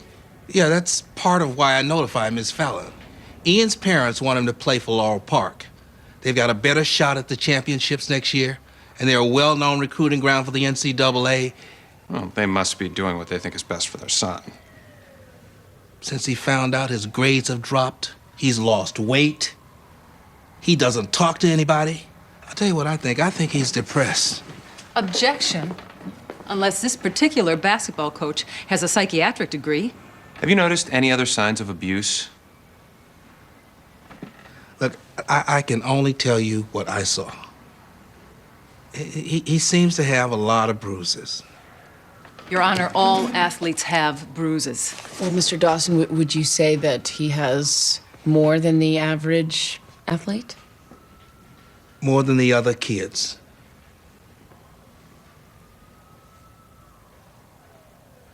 Any questions, Miss Branch? Just one, Your Honor. Is it true, Mr. Dawson, that you've applied for a coaching position at the college level? There's nothing wrong with that. Lots of high school coaches look to move up. Have any of the institutions you've applied to suggested, either directly or indirectly, that your chances of obtaining such a coaching position might be elevated by delivering Ian Popovici? Not in so many words. But that's the way it works, isn't it? Asked and answered, Your Honor. That's got nothing to do with anything.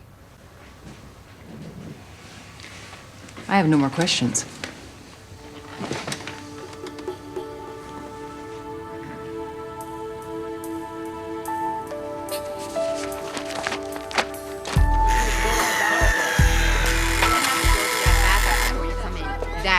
Look, I know there's rules, but what do you call it? Immunity. Why?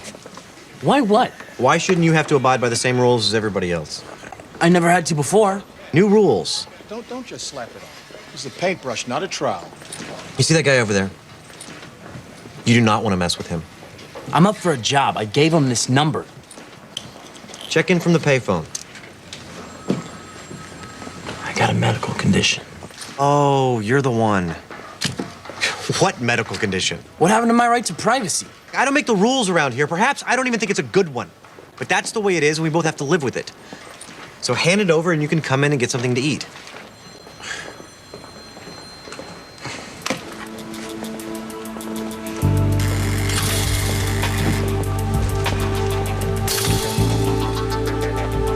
I realize it's been some time since your son was at Buckley Hills. Any statement you make will be completely confidential. Well, maybe you could speak to him and reconsider. No, I don't understand, but there's not much I can do about that.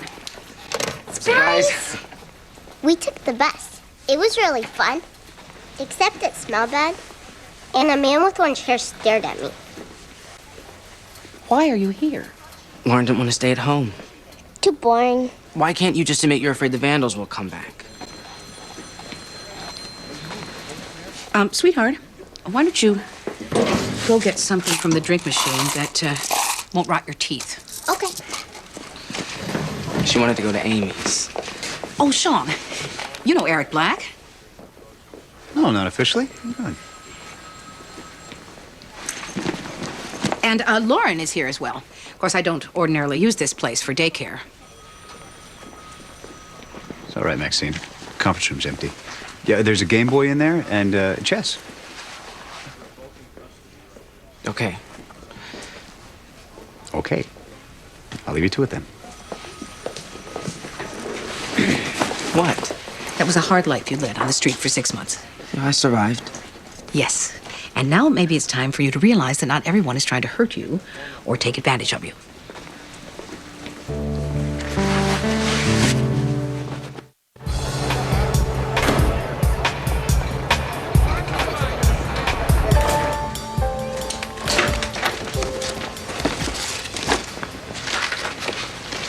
Have you notified the Red Cross? God, you're channeling my mother. No, these files, they should be arranged chronologically, then alphabetically. You gotta be kidding me. It's not just administrative. No, of course not. They live in chaos. We exemplify order. So please, tidy up your desk. Well, Joe, that's just not gonna happen. I graduated from an entire Ivy League university with several degrees, I might add, without ever having a clean desk.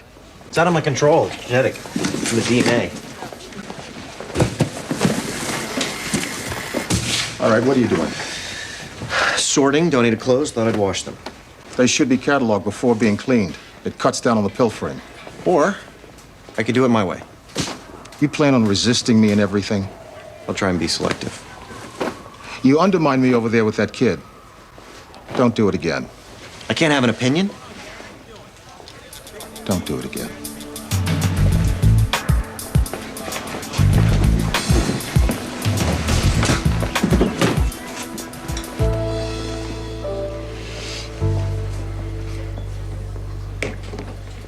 I wouldn't do that if I were you. I know. Because it's a good move and you don't make many of those. Keep talking like that, I'm gonna start using my whole brain. And you won't stand a chance. Oh. Anyone destined for the Gray House should be getting ready. Okay. Oh, yeah, that's a damn shame, because this was shaping up to a great game. I guess we'll have to call it a draw. A draw? Please, you would have been in check in 3 moves. Piggyback? Yeah. See you, Sean. See ya. How did you do that? What? Get Eric to play chess with you. Would you mind if I said it was because I was letting him win? Eric is not comfortable in the company of men. Hey, I'm a man. Oh, yes, Sean, I wasn't suggesting otherwise. It's just nice to see Eric. Thank you, Sean.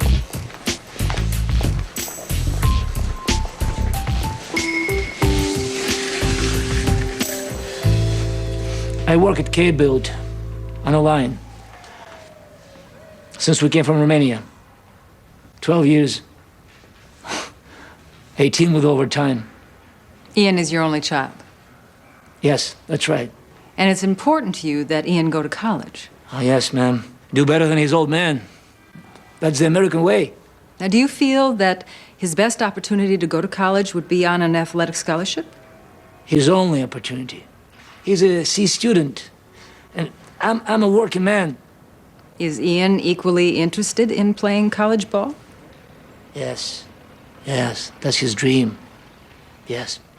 Now, did you tell him that the pursuit of a college education is what's behind your decision to switch schools? Yes, but boys think in short time, day by day. Fathers think for a longer time, the future, yes? Someday, Ian will thank me. But right now, he wants to stay at Tate. It's because of him. Your Honor. Calls the house. Lends Ian money. Buys him stuff. Keeps him late for special drills. It is not good. Are you suggesting Mr. Dawson is being inappropriate? He told Ian not to have a girlfriend. He's a good-looking boy. Why? Why can't he have a girlfriend? Your Honor, this is so out of line.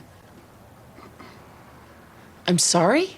DCF has found no evidence of sexual impropriety between Coach Dawson and Ian Popovici. Miss Fallon, those initials you keep throwing around do not qualify you to blurt out information in court. But this Mr. implication... James, you need to explain the niceties of court etiquette to Miss Fallon. Counselor? I am not saying nothing sexual. Dawson wants Ian around.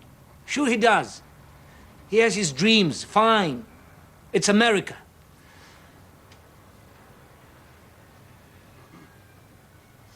But Ian is my boy. I am looking to his future. Me and his mother.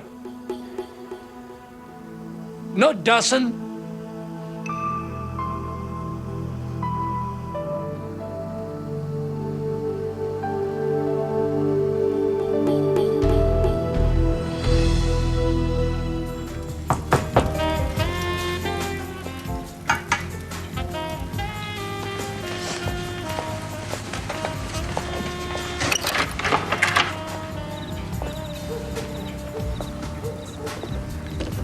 It's not polite to stare. Maybe I'm not feeling polite. That would explain the cactus. Costs the same as a bouquet, and it lasts forever. Especially if you shove it in a hot corner and forget to water it. Damn, you talk sexy.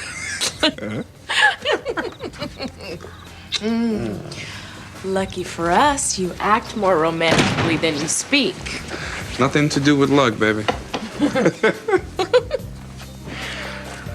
Where's Gracie? Oh, she's at a sleepover. So we're alone for the evening. Yes, the gods must be crazy.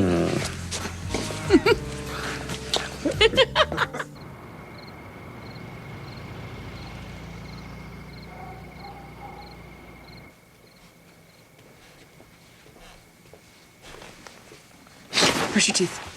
I already did. And get your backpack. Aren't you dressed? It's not morning. You should be asleep. I want to sleep with you. Oh, Lenny. Is it really that bad? Yeah? Because we don't sleep that well together, remember? You hug the bed and your feet sweat and your breath. And I snore. Remember how bad I snore? The doors are locked. The people are not coming back.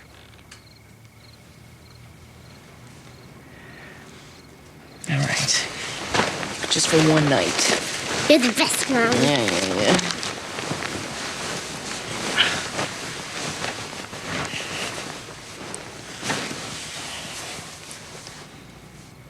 I don't want Eric to leave. Lauren, can we not discuss everything tonight? We need a man in the house. What? We'd be safer with a man. Who says? Taylor said. Why did I even ask? Somebody tried to break into her house once, but her dad ran them off with a shovel. She said burglars are scared of men.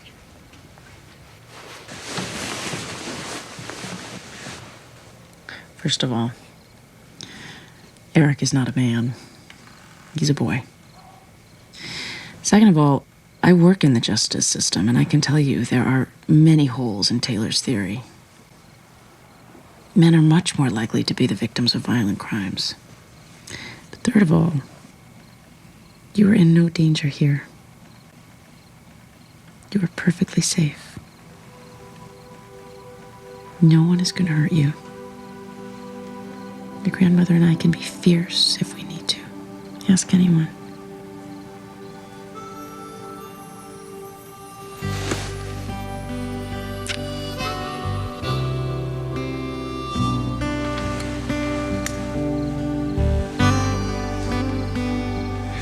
Do you think you're ever going to marry Judge Crumble? Good night, Lauren.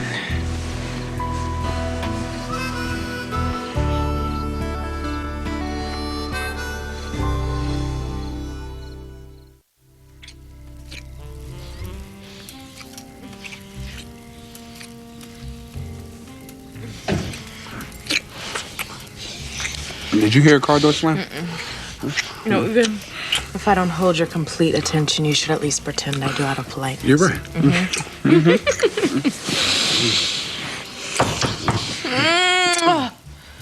I didn't hear that, did you?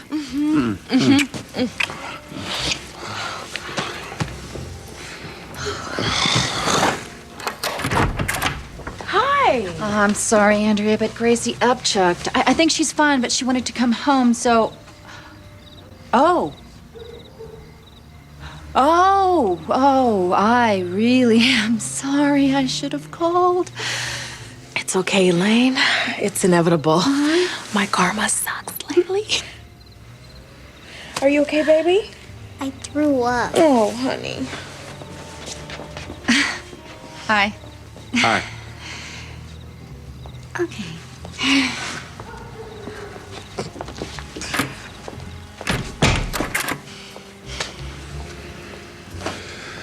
I guess I better get going. Nuh-uh. Get going. Listen, we both have kids.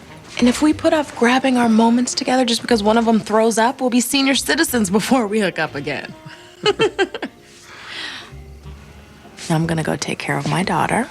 While I'm doing that, you decide whether to run or stay here tonight and do your manly duty by me.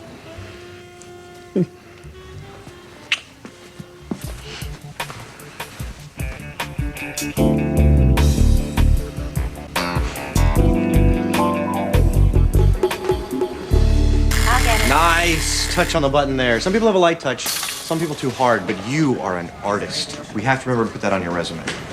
Hey, dude, check it out. He's foaming. Hey!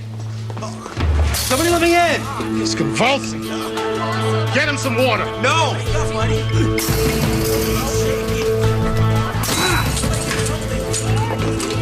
Support his head! He's seizing. Grab me a towel or a blanket. No, it's not withdrawal. Help me turn him on his side. Grab his pack, look for meds. I know where it is. It's a seizure. Yeah, it's a seizure. You're supposed to put something in his mouth so he doesn't swallow his tongue. No. Well, that's what I always heard. Yeah, I know, but it's a lot of crap. Call 911. Tell him it looks like a tonic-clonic epileptic seizure. How do you know? Because it's been about a minute since the onset. Yeah, but how do you know? Because I'm a doctor. You're a what? Gee, wouldn't it be nice if we had a couch to lie him on? I'm a doctor.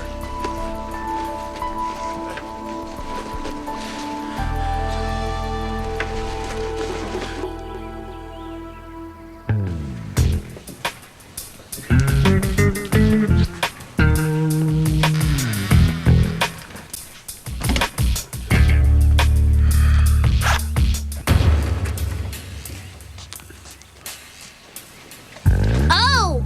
Oh! Mom! Hi, Gracie. Mom! Mom! I was just in the sheet, just in. I was just. She didn't see anything. Why is he in our bathroom? Well, honey, he's a guest. He's a guest who forgot to lock the bathroom door. Now, come on, sweetie. We're gonna give Mr. Van Exel some privacy. She didn't see anything. She didn't see anything.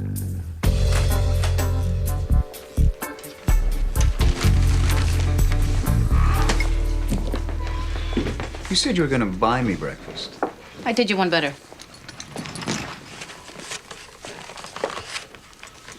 Cinnamon rolls? You made me cinnamon rolls? Fresh baked.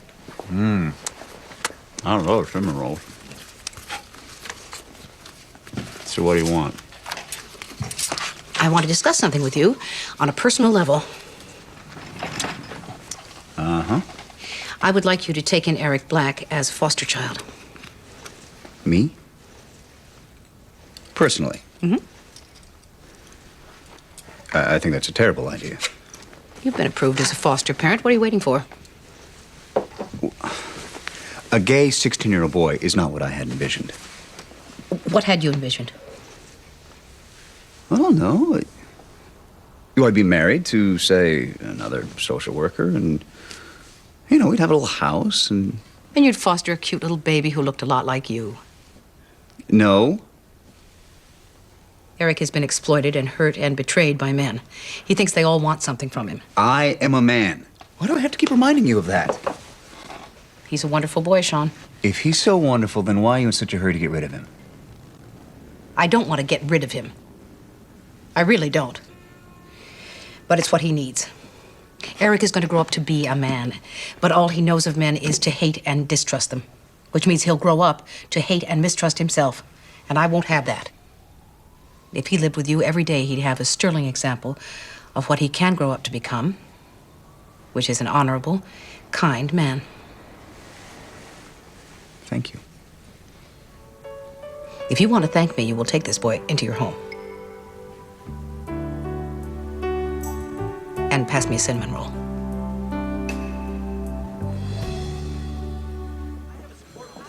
I called county about that kid Caleb.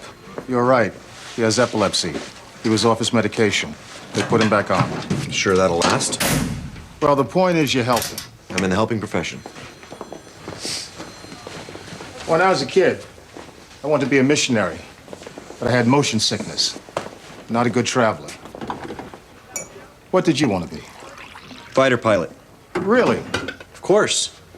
It's dangerous, it's fast, it's fun, it's important. Split-second decisions, come back a hero. What's not to like? Being in the military. There's that. Especially if you have a problem with authority. Hey, I'm not a fighter pilot, am I? What kind of doctor are you? I was just starting my residency. I wanted to be a surgeon. The fighter pilots of the medical profession. That's what they say. No. I didn't end up being a missionary. Sure you did. You can't escape a calling. I don't believe in callings. Well, you can't escape what you're good at. And what you're good at is a gift. It's beautiful. Tell that to Johns Hopkins Medical School. They're not the only game in town.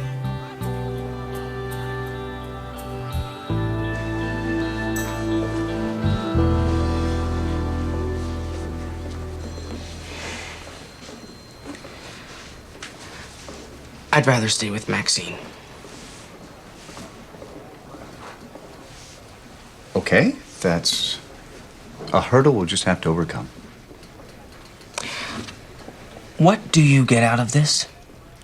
Well, let's see. Maxine says that something about a bigger life. Maybe we have complementary interests. What do you like to do besides chess? What do you like to do?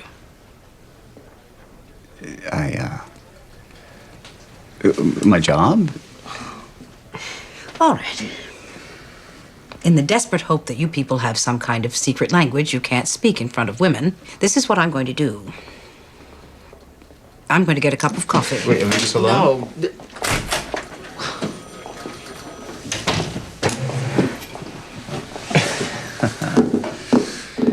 Look, when she comes back, let's just tell her it didn't work out, okay?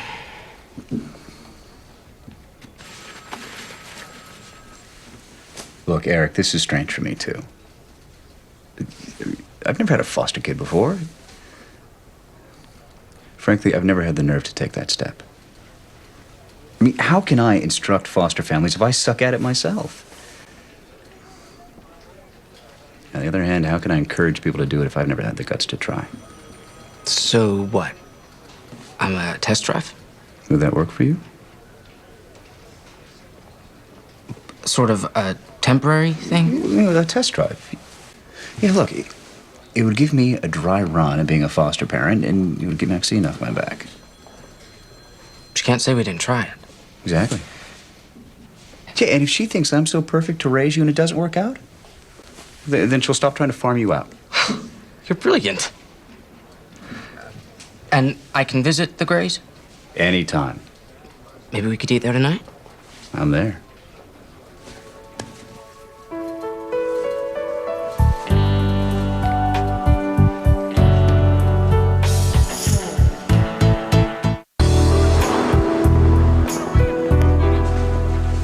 I'd like to stay where I am.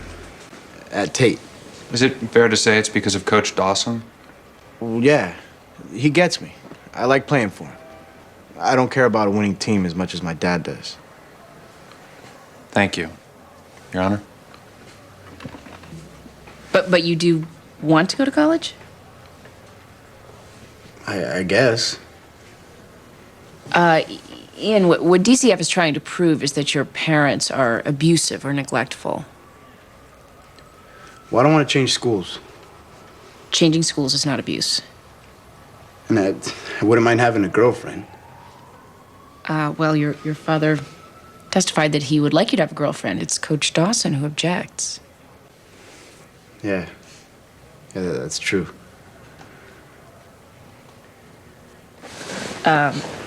You move around from school to school because of basketball. You can't have a girlfriend because of basketball. Is there anything about the game that you like?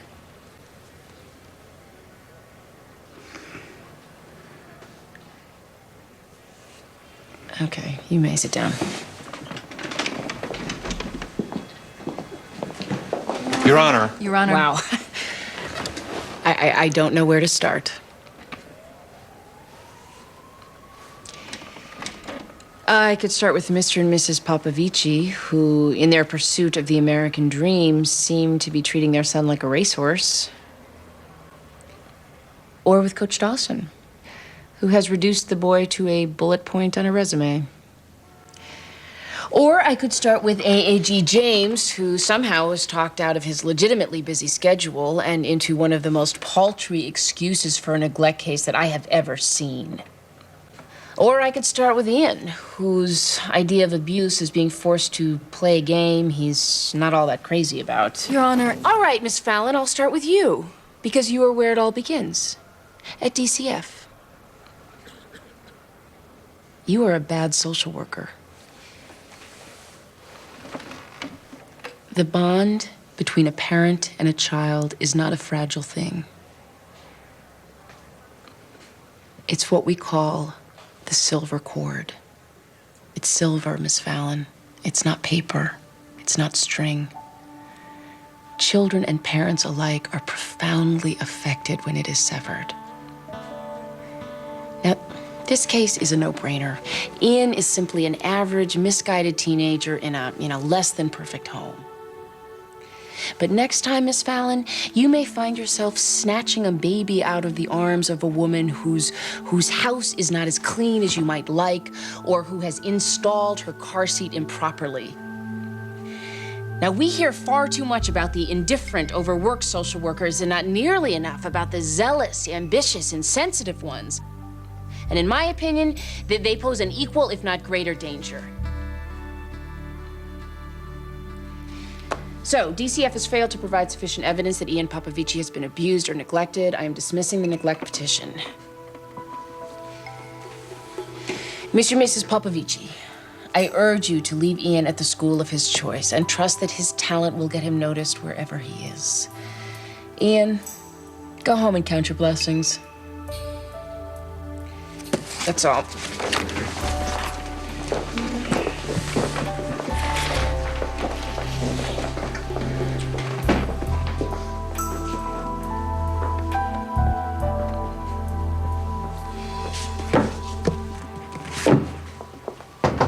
Yeah. Judge Gray.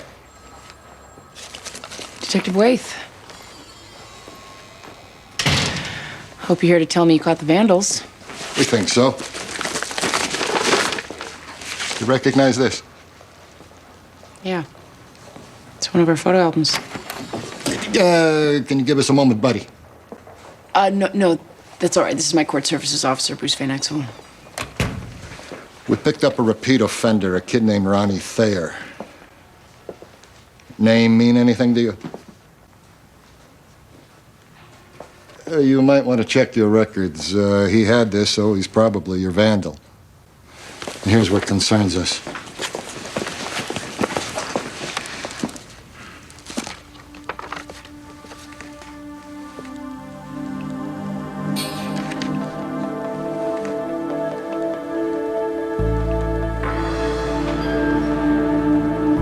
You take a lovely picture, Judge Gray. What exactly are you enjoying here? Watching the judge squirm? Gonna have to hang on to this evidence. That's it? You knew this job was dangerous when you took it, right? Detective, do you really want to make an enemy of a Superior Court judge? Good night.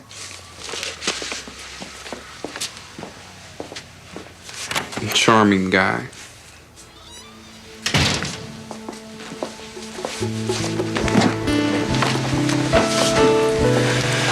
Thanks for being snotty to the cop for me. I live to serve, Judge Gray.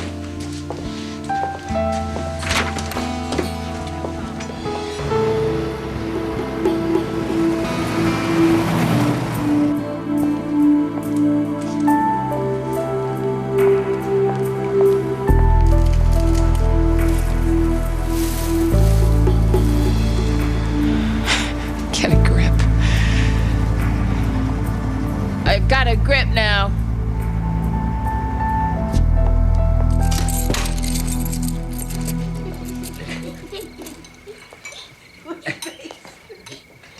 Is that enough? No, more cheese. I walked for an hour on the treadmill. Oh, for heaven's sake, Jillian, you look like an X-ray right now. Oh, thank you, Maxine. Sean, help yourself.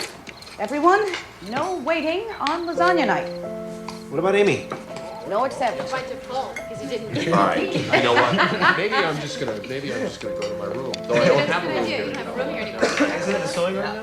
And he's a very good sewer. As good as sewer, he's a basketball player. Because he didn't. All right. You know what? Game is 21. Betting starts at $1. Well, I'll give you to that. Wait a minute. What? You just can't go throwing around somebody else's money. Oh, somebody else's money when it's all yours? Yes, it happens to be mine. Okay, well, then these people can't lose much. I'm a good bettor. No, it isn't. Yes. Noodle, you scared me. I'm glad you're home.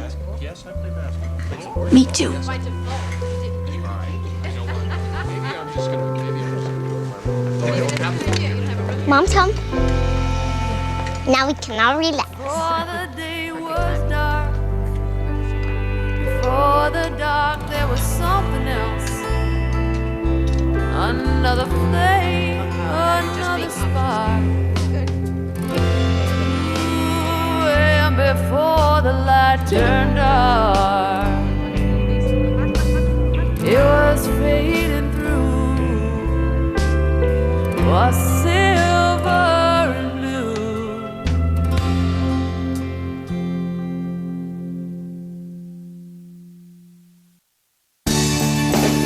Coming up next on TNT's Prime Time in the Daytime, detectives witness an inmate's execution. Don't miss the drama of Law and Order. Next on TNT. Shh, my mother's sleeping.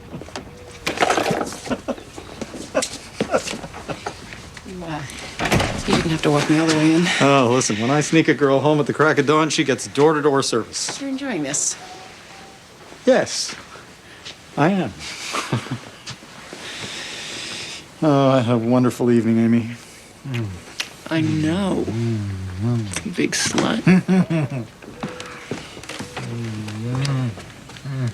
Yoo-hoo, Mother. Isn't this a little 80s moment?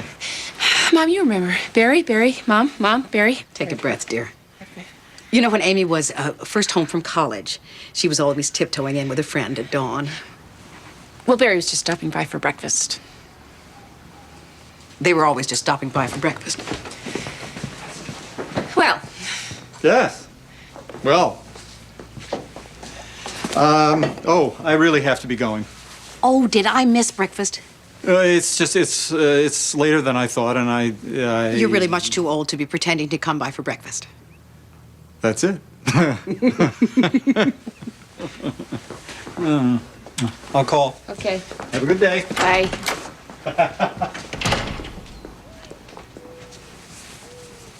You know, I'm sure I bought a brand new glass measuring cup. This is different. What is? Barry. Well, what about him? This is different from all my other previous relationships that you've disapproved of. He's not young. He's not married. I haven't said a word. Okay. I think he's See, now perfectly you said a safe. word, and I don't want to know, because even if you think he's Jesus's twin brother's tutor cousin, I don't want to know, because I'm an adult, and it doesn't matter what people think.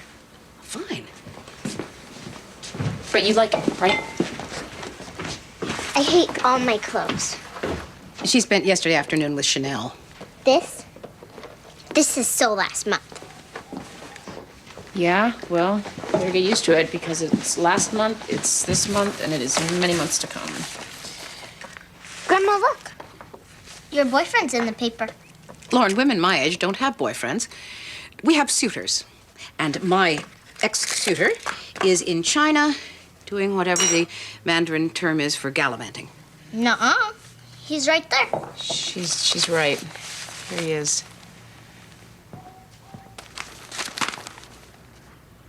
International businessman Jared Duff shares a light moment with hostess and chairwoman Abigail von Facelift Nosejob.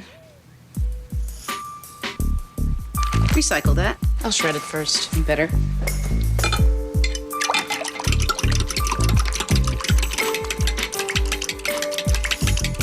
Pancakes?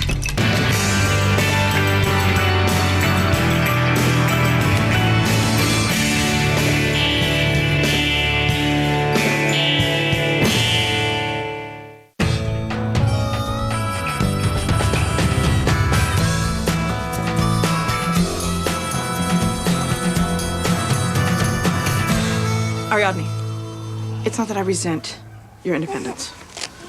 Independence is good, with proper limits. Yeah. We talked about this whole thing when we went through the unfortunate breast rejection incident. And what did we learn? That's right. Mommy's breasts are not mommy. Mommy gets that now. But since then, we've had cranky face at nap time, tears in the bath, and a period of oddly shaped stools. But we got through it. Because that's the kind of girls we are. Which brings me back to your new little issue. I know you're not a touchy child. But if you think I'm gonna give up rock at you, you've got...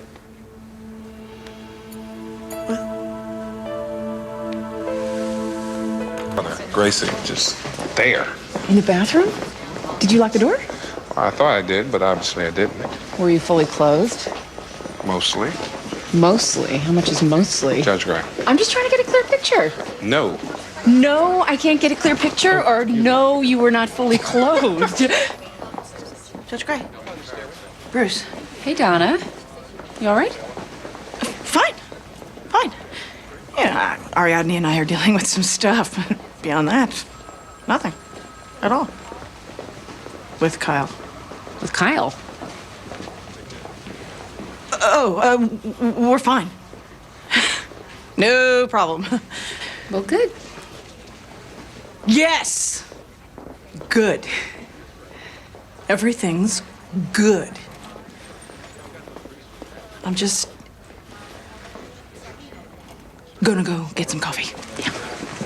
Donna, make it decaf.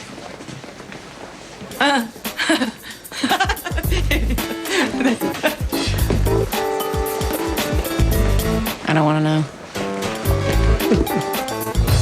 I know this bulletin board is everyone's idea of a fun time, but some of us actually use it for work, so you can consider this the end of the largest dead cockroach of the week contest.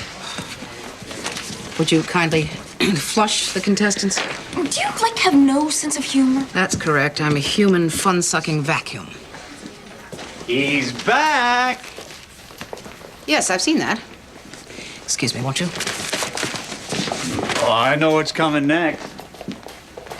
You'll be asking for days off and jetting to exotic locations, coming back with a spray-on tan, right?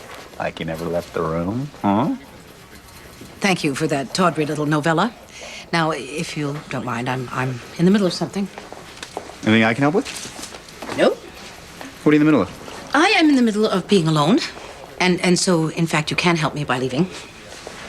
Are you mad at me? Not yet. Are you mad at Jared? Well, why should I be? It's his own damn business if he doesn't want to call me.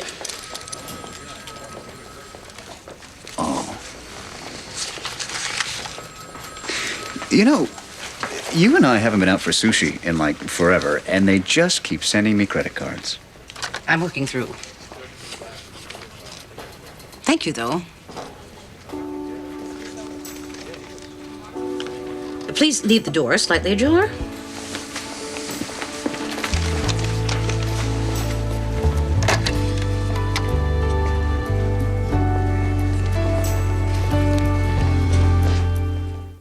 In the matter of Jasmine Barnes, 15, we have the unusual circumstance of a minor initiating a neglect petition against her own mother, who she claims is an unfit mother. Counsel. Your Honor, Miss Barnes has requested the Attorney General's office file a neglect petition on her behalf. She claims her moral, physical, and psychological well-being are in jeopardy as long as she remains in the custody of her mother. And the state agreed to file this petition based on what evidence? Xeroxed copies of income tax returns. Your Honor, the issue is Mrs. Barnes' chosen occupation. And the chosen occupation is? Your Honor, my client is a professional dancer. She's a stripper. Dancer. Her clothes come off like that happens at the Bolshoi. Okay, Miss Barnes. If I may, the proper nomenclature is exotic dancer. Stripper is merely a colloquialism, and in certain circles, a pejorative. If it's so normal, ask her why she has to use a fake name. If there's one more outburst... I apologize, Your Honor. Fake name? A stage name, Your Honor. My client affects a persona for the purposes of artistic expression.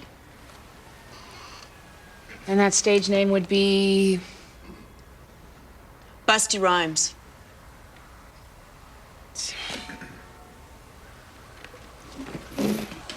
I incorporate, a rap thing.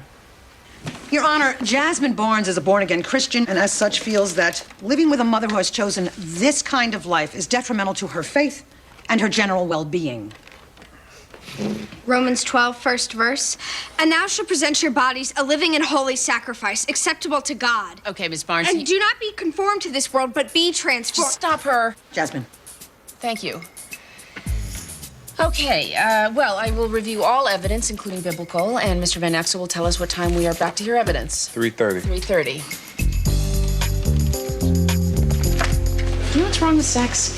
Whether it's Adam and Eve, or naked dancing women, or unlocked bathroom doors. Sex screws everybody up. I mean, not you, or not me, but humanity. Don't you find? Does this have something to do with you and Judge Crumble? It's the most intimate form of communication, and yet what you're really doing is holding back. So I think I'm just gonna run ahead and reserve us a table. And what do you have at the end? A lot of sweaty confusion. On second thought, I think I'm just gonna eat at my desk. Bruce? Andrea. Sorry for showing up like this, but is there some place we can talk? Yeah. Use my chambers.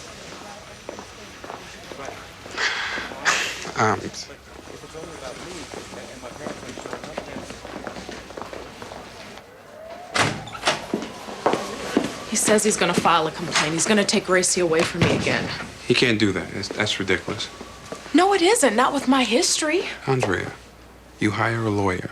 You go there and say, my daughter walked in on my boyfriend because he forgot to lock the bathroom door. And the judge will throw it out. No. And then my ex says Andrea's boyfriend, who was spending the night, exposed himself to my daughter. And then they ask me how long I've known you, and I say, oh, not quite 2 months. And then they add that to my history as a junkie. Okay. What's your solution? Bruce, don't do this. Don't do what? We have to stop seeing each other. What? It's the only thing to do. I'm not going to lose my child again. You just be giving him exactly what he wants. He'll win, and by cheating. He's already won. I'm the one who took the damn pills. He got me on that. I slept with you. I let you stay at my house. You let me? I encouraged you. But I screwed up again. And I'm not going to lose my child for it. Not this time. So this time you're gonna lose me. If it's between choosing you and my daughter, I don't see any alternative. And, I mean, really, we don't even know each other that well. You know that's not true. What I do know is I'm not going to lose my child. And that's all I know.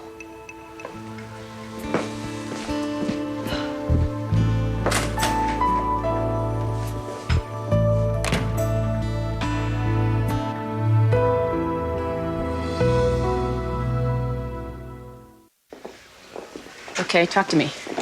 About what? About whatever's brain jacked you. It's nothing. You haven't been yourself since Andrea showed up. It's nothing. But you tell me. If I felt it was important. So you don't deem it conversation worthy, but there is something? Can we not talk about this now? Is it about the thing where you sort of did not have any clothes on? That's correct. All right, okay.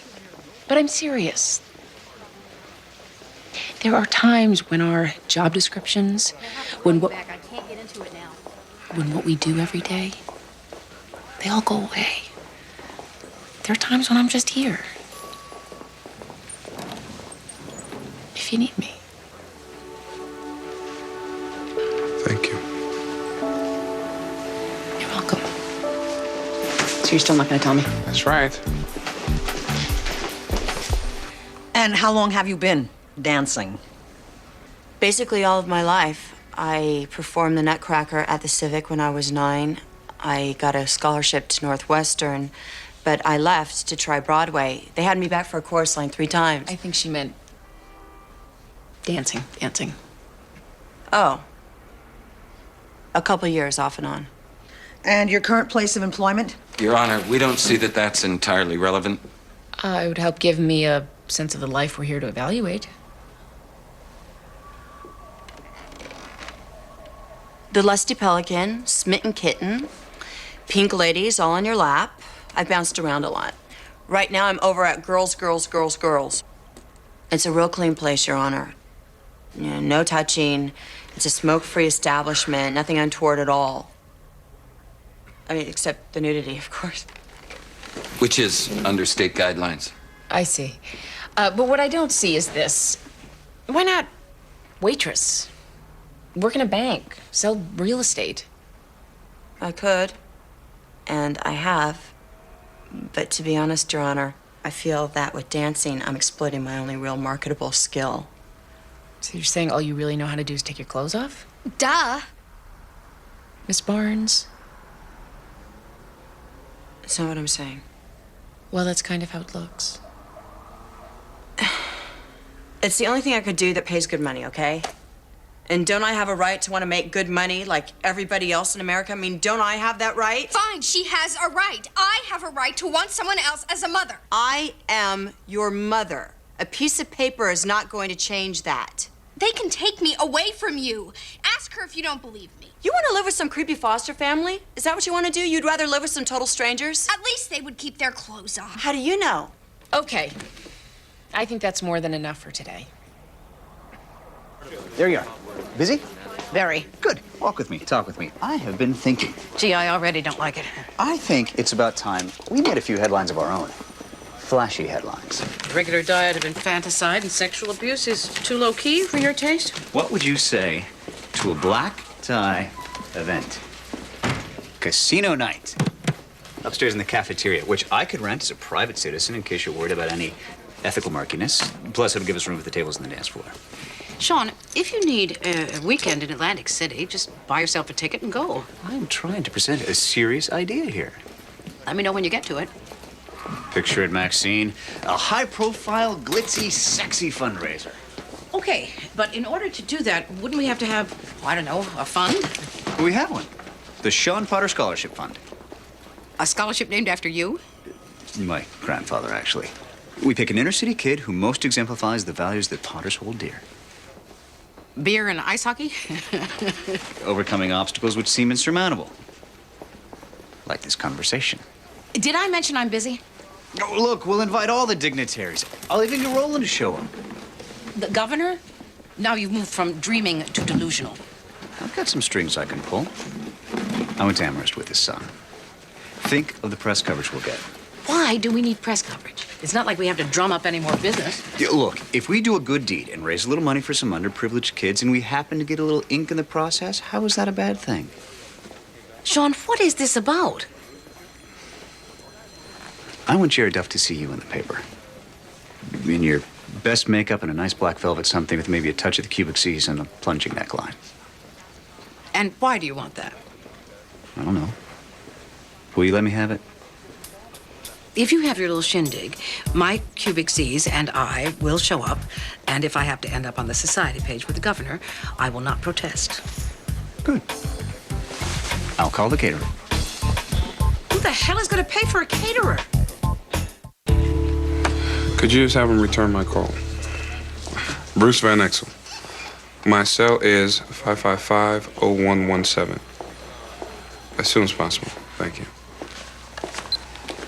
Bruce, I so need to talk to someone. Donna, this really isn't a good time. It's important. And don't tell me to talk to Judge Gray, because that is el grande no es posible. Donna, look, I just... Judge Gray's cousin Kyle, as you know, is currently my tenant. You're just gonna tell me anyway, aren't you? I found a stash. Stash. Drugs. Morphine. It's definitely a controlled substance. I found it in his room. Okay, listening. I know I should confront him. It's not that I'm confrontation phobic. Vincent, you may remember, my former roommate, he'd shave in the shower. Just leave little tufts of hair everywhere, little tuft. See, I'm gagging, even now. But this is a little deeper than shower shaving. Donna, Yes? you're an adult. Figure it out.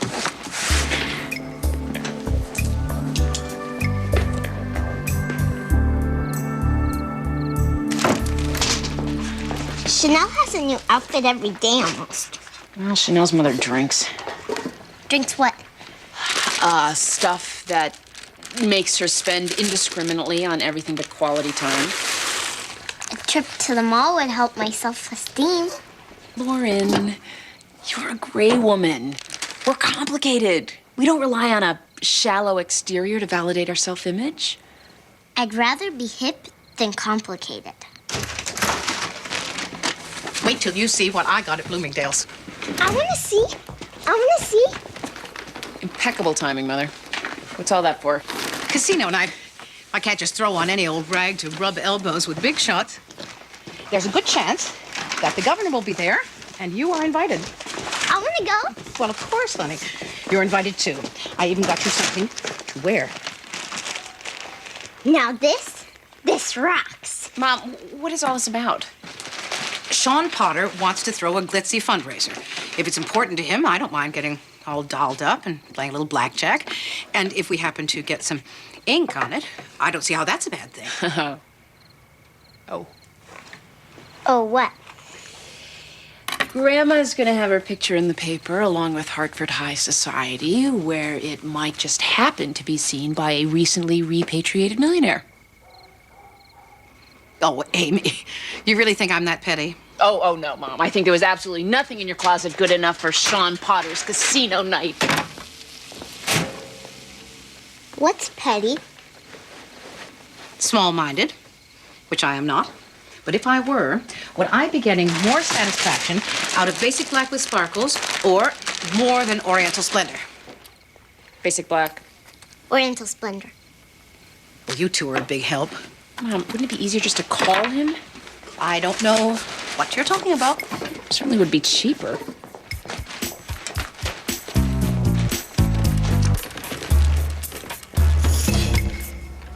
What I'm about to say comes from love. Now, all right. Yeah. Denial is more than a river in Egypt. That one either? Okay. How about this one? We are only hurt by the things we don't say. No. Donna, there you are. Kyle, hi. Listen, I just came by to tell you that Kyle, in life, there are times to act, and there are times to learn, and there are times to act and learn.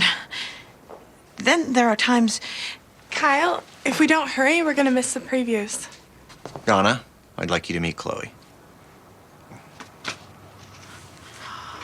Hi. Could you excuse us? Kyle, could we talk? All right, now. Later, Chloe and I are going to go see a movie. But if a guy named Jesse calls us about Teen Harbor, I need you to page me. Jesse, page you. Got it. So sweet. Look how she lets me hold her. Oh, she's a peach. Give her back. So, my pager number? On the fridge, I know. Nice to meet you, Cleo. Chloe. Whatever.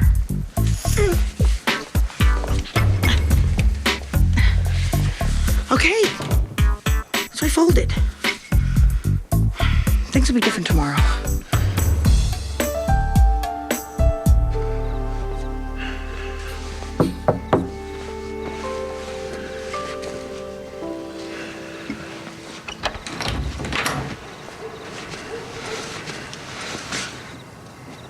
What are you doing here?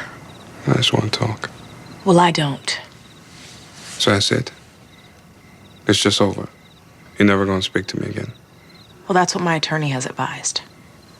Andrea, let me in the house. No. You go home. Look, I talked to a couple lawyers, too. They told me how we can fight this. No. This is my child. I'm not going to risk it. Go home. It's over.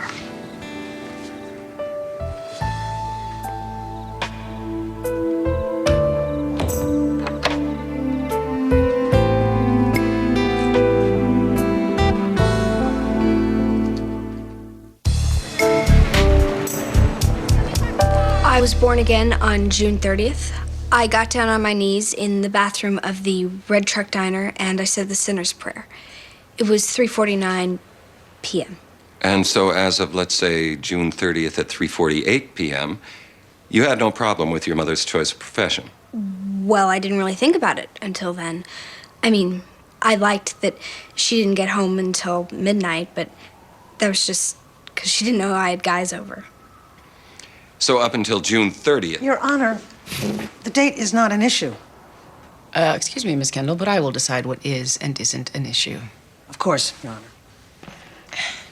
Ms. Barnes, how has your life changed since your conversion? Everything has changed. I have self-respect. I realize that my life is a gift from God and that I owe him for it. Excuse me. 36 hours of labor. Let me tell you, God wasn't in the room. Ms. Barnes, it's your daughter's turn to speak. Go ahead, Jasmine. I have real friends now.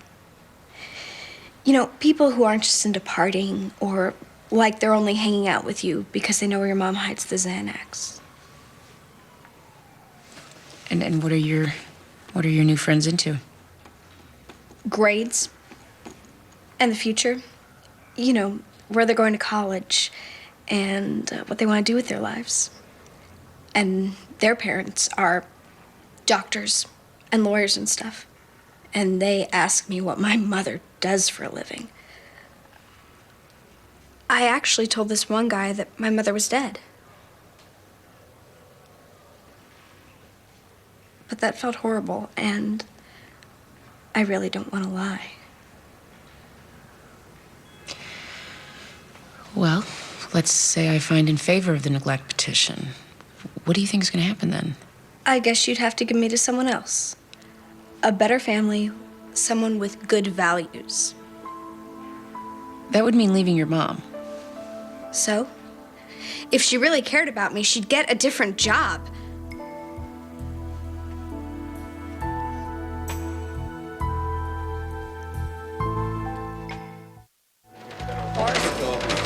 No, fellas, the blackjack goes over here. If we put blackjack there, we won't have room for baccarat. The age-old dilemma of public service. No room for baccarat. Maxine, you gotta admit, the place is shaping up, huh? Yes, we're just a couple of hookers short of Atlantic City. Hey, did the governor call?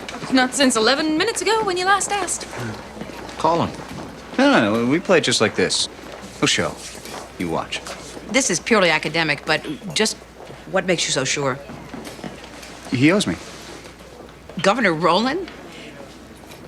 In what way does the governor owe you? Because my name is Sway. Sway?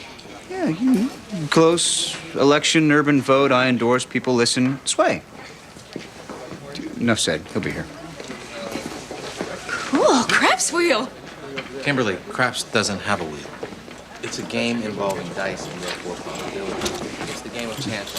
Why is this important to you? Because I'm mean and vindictive. I know I hide it well, but it's the truth. Sean, the man hasn't actually done anything. We broke up, and he is free to run around town with any aging society bimbo he wants. And I'm free to punish him for being a moron. I don't like seeing you treated badly. And I see a way to do something about it. I don't ask for much. Just give me this. No, guys, the banner outside. This way. It's gonna go through, down through. Open wide. Okay. Now you. Not bad. Hello, ladies. Kyle. Sit. You're busy. No, not. Look. Both hands. One of the perks of having an independent child. Less hugs, more free hands. How was the movie? It's good. It's okay. It sucked, really. Your little friend enjoyed it? She fell asleep.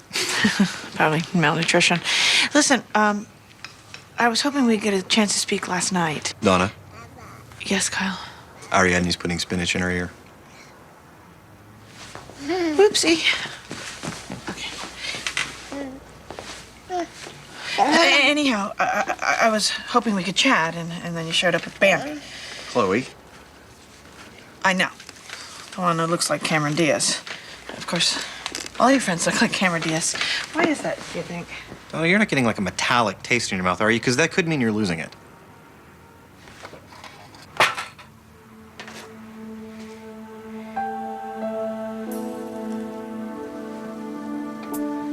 Where did you get that? Where do you think I got it? Underneath a pile of my clothes while snooping through my drawers? Wait, excuse me? You're mad at me? Hell yeah, I'm mad at you. You have no business going in my room, much less going through my things. My room is my room. My property is my property. Got it? Yes? But what are...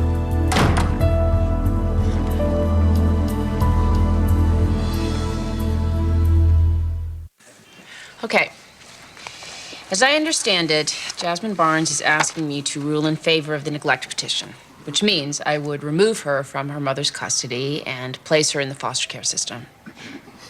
That's correct, Jasmine? Well, yeah. You don't sound enthusiastic. Well, I mean, is that like the only option? Why? Do you have any other options in mind? No. Okay. So I guess everyone's ready for me to rule. You would rather lose me than get a different job? This is it, Mom. She is really gonna take me away. Well, that's what you wanted, isn't it? I mean, surely you weren't using the court system to manipulate your mother into changing professions. Is that what you're doing, Jasmine? You're the one who's willing to let me go. Okay, you know, hey, I'm just gonna quit my job. All right? God forbid I should embarrass you. I'm just gonna get a classy minimum wage secretary job. How's that? Of course, you're gonna have to find a nice Christian college that gives scholarships to C students because I won't be able to afford your tuition. You promised me you would pay my tuition. Well, that's when I'd be paying it with my sinful stripper salary, but we both know that God doesn't want you educated that way. Okay, I guess we're all in agreement. No way! This is totally whacked. Okay. Sit down, Jasmine.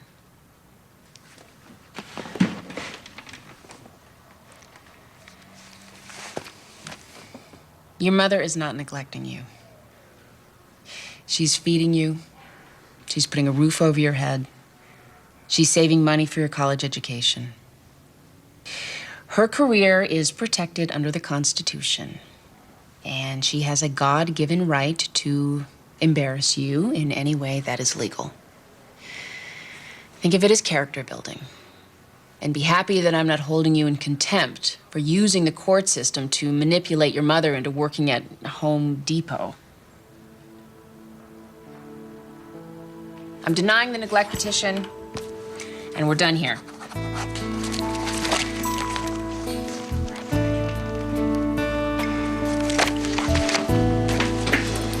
So that thing we were not talking about before, are we still not talking about it?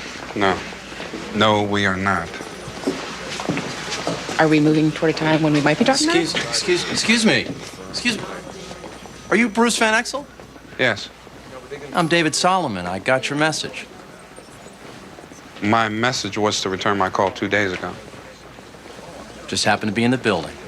No, you chose to be in the building to file your bogus complaint. According to my daughter, it was a legitimate complaint. Then maybe you'd like to hear an adult's version of the story. You calling my daughter a liar? No, not your daughter.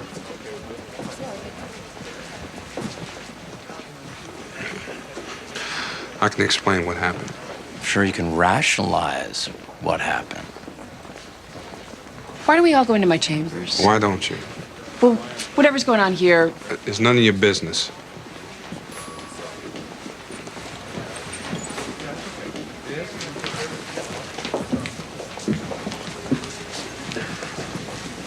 Look, you son of a bitch. You have screwed with me all you're going to. Now stay out of my life. And out of Andrea's. Or what, Mike Tyson?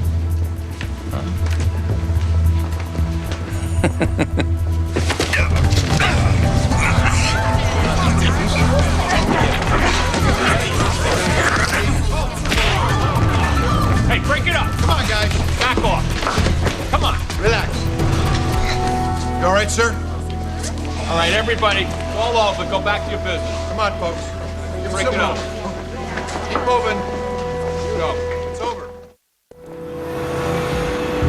You want to be that way? We can be that way. I just didn't expect the line between where you stop and I start to include a guardrail. I'm gone. Kyle, I just want to say something. Boundaries are an issue for me. Okay? I'm working on it. Good. But if you plan to go on living here, then I get to have rules. As in? As in, you don't get to do drugs under the same roof as my daughter, period. I don't do drugs. Okay? Then I get to know why they're in your drawer.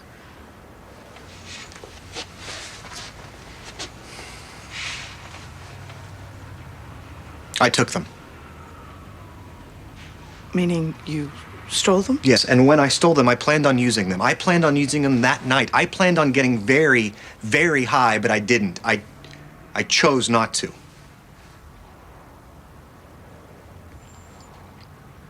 It's a lovely thing to be a recovering addict as opposed to an addict, but the truth is that every single day I have to get up and make that choice one more time, and that's why I keep that vial. It is a symbol to me. It is something tangible that I can look at every day and say, no, I choose to live. And if that works for me, I'm sorry, but that's really no one else's business. Well, what? Well, I love that. Okay.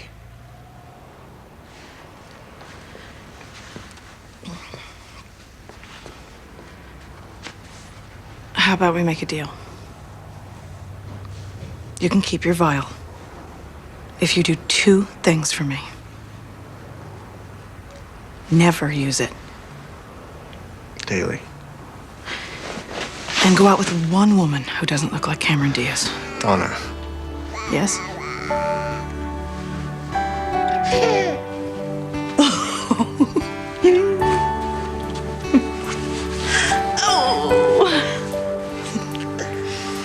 Oh. Way better than drugs.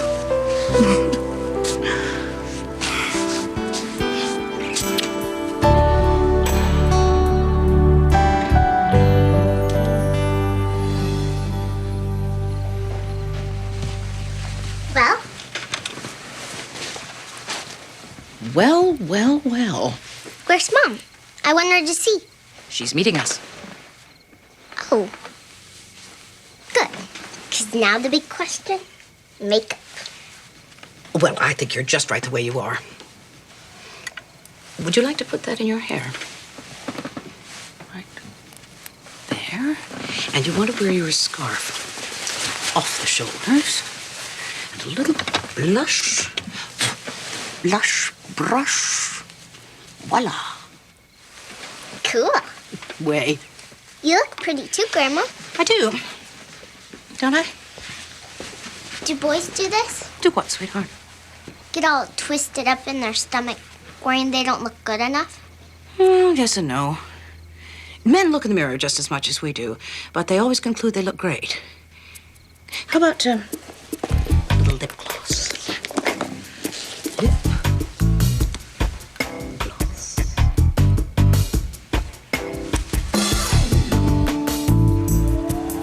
Just make sure Rebecca doesn't break routine. I'll try to be back as soon as I can. Winnie,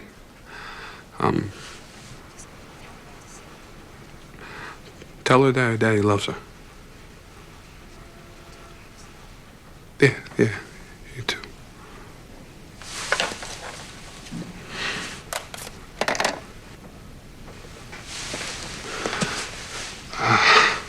Should have talked about this when you offered. What happened? It happened. It's gonna be fine.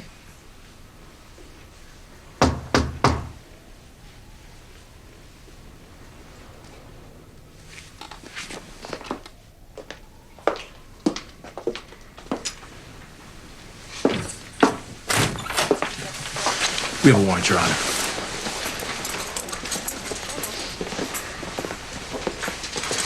Mr. Van Exel, we're placing you under arrest for assault.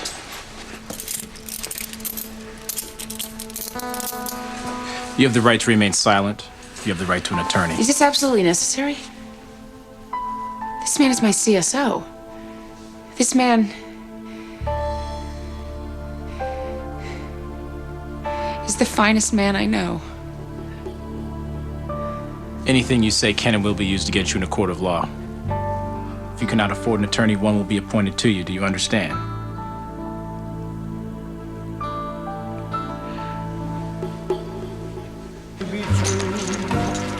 Who's your daddy? Come on, Mama needs a new pair of shoes. Kimberly, just throw them already. Okay, 2, 3.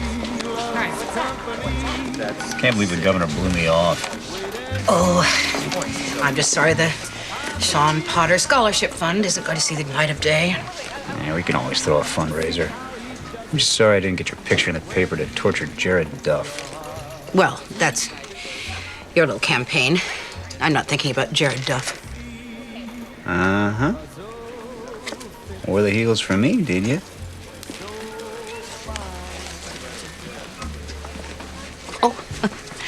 Do I have the wrong night? Unfortunately, no. It seems that a lot of our dignitaries were too dignified to show up. Well, I wish I'd known.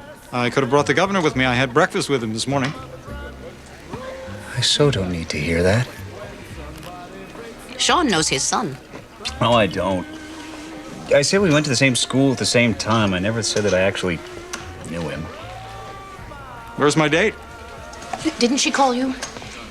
Something happened at work, and so she's not going to make it. I got snake eyes. Kimberly, that... You go right up to bed. I'll be up in 2 minutes.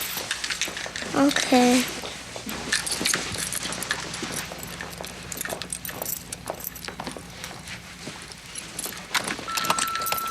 Mrs. Gray, this is Jan at Dr. McClure's office.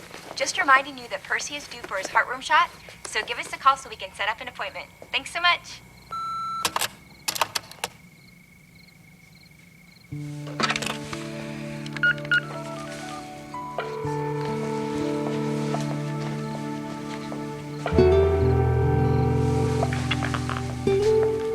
Hi, you've reached Jared Duff.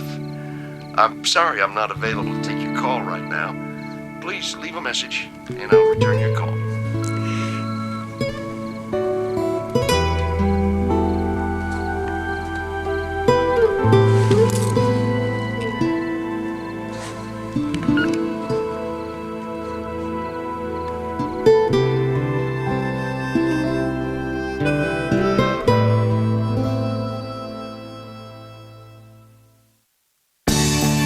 Coming up next on TNT's Prime Time in the Daytime, there's nothing but drama when Maxine accuses Amy of a poor decision. Judging Amy is next.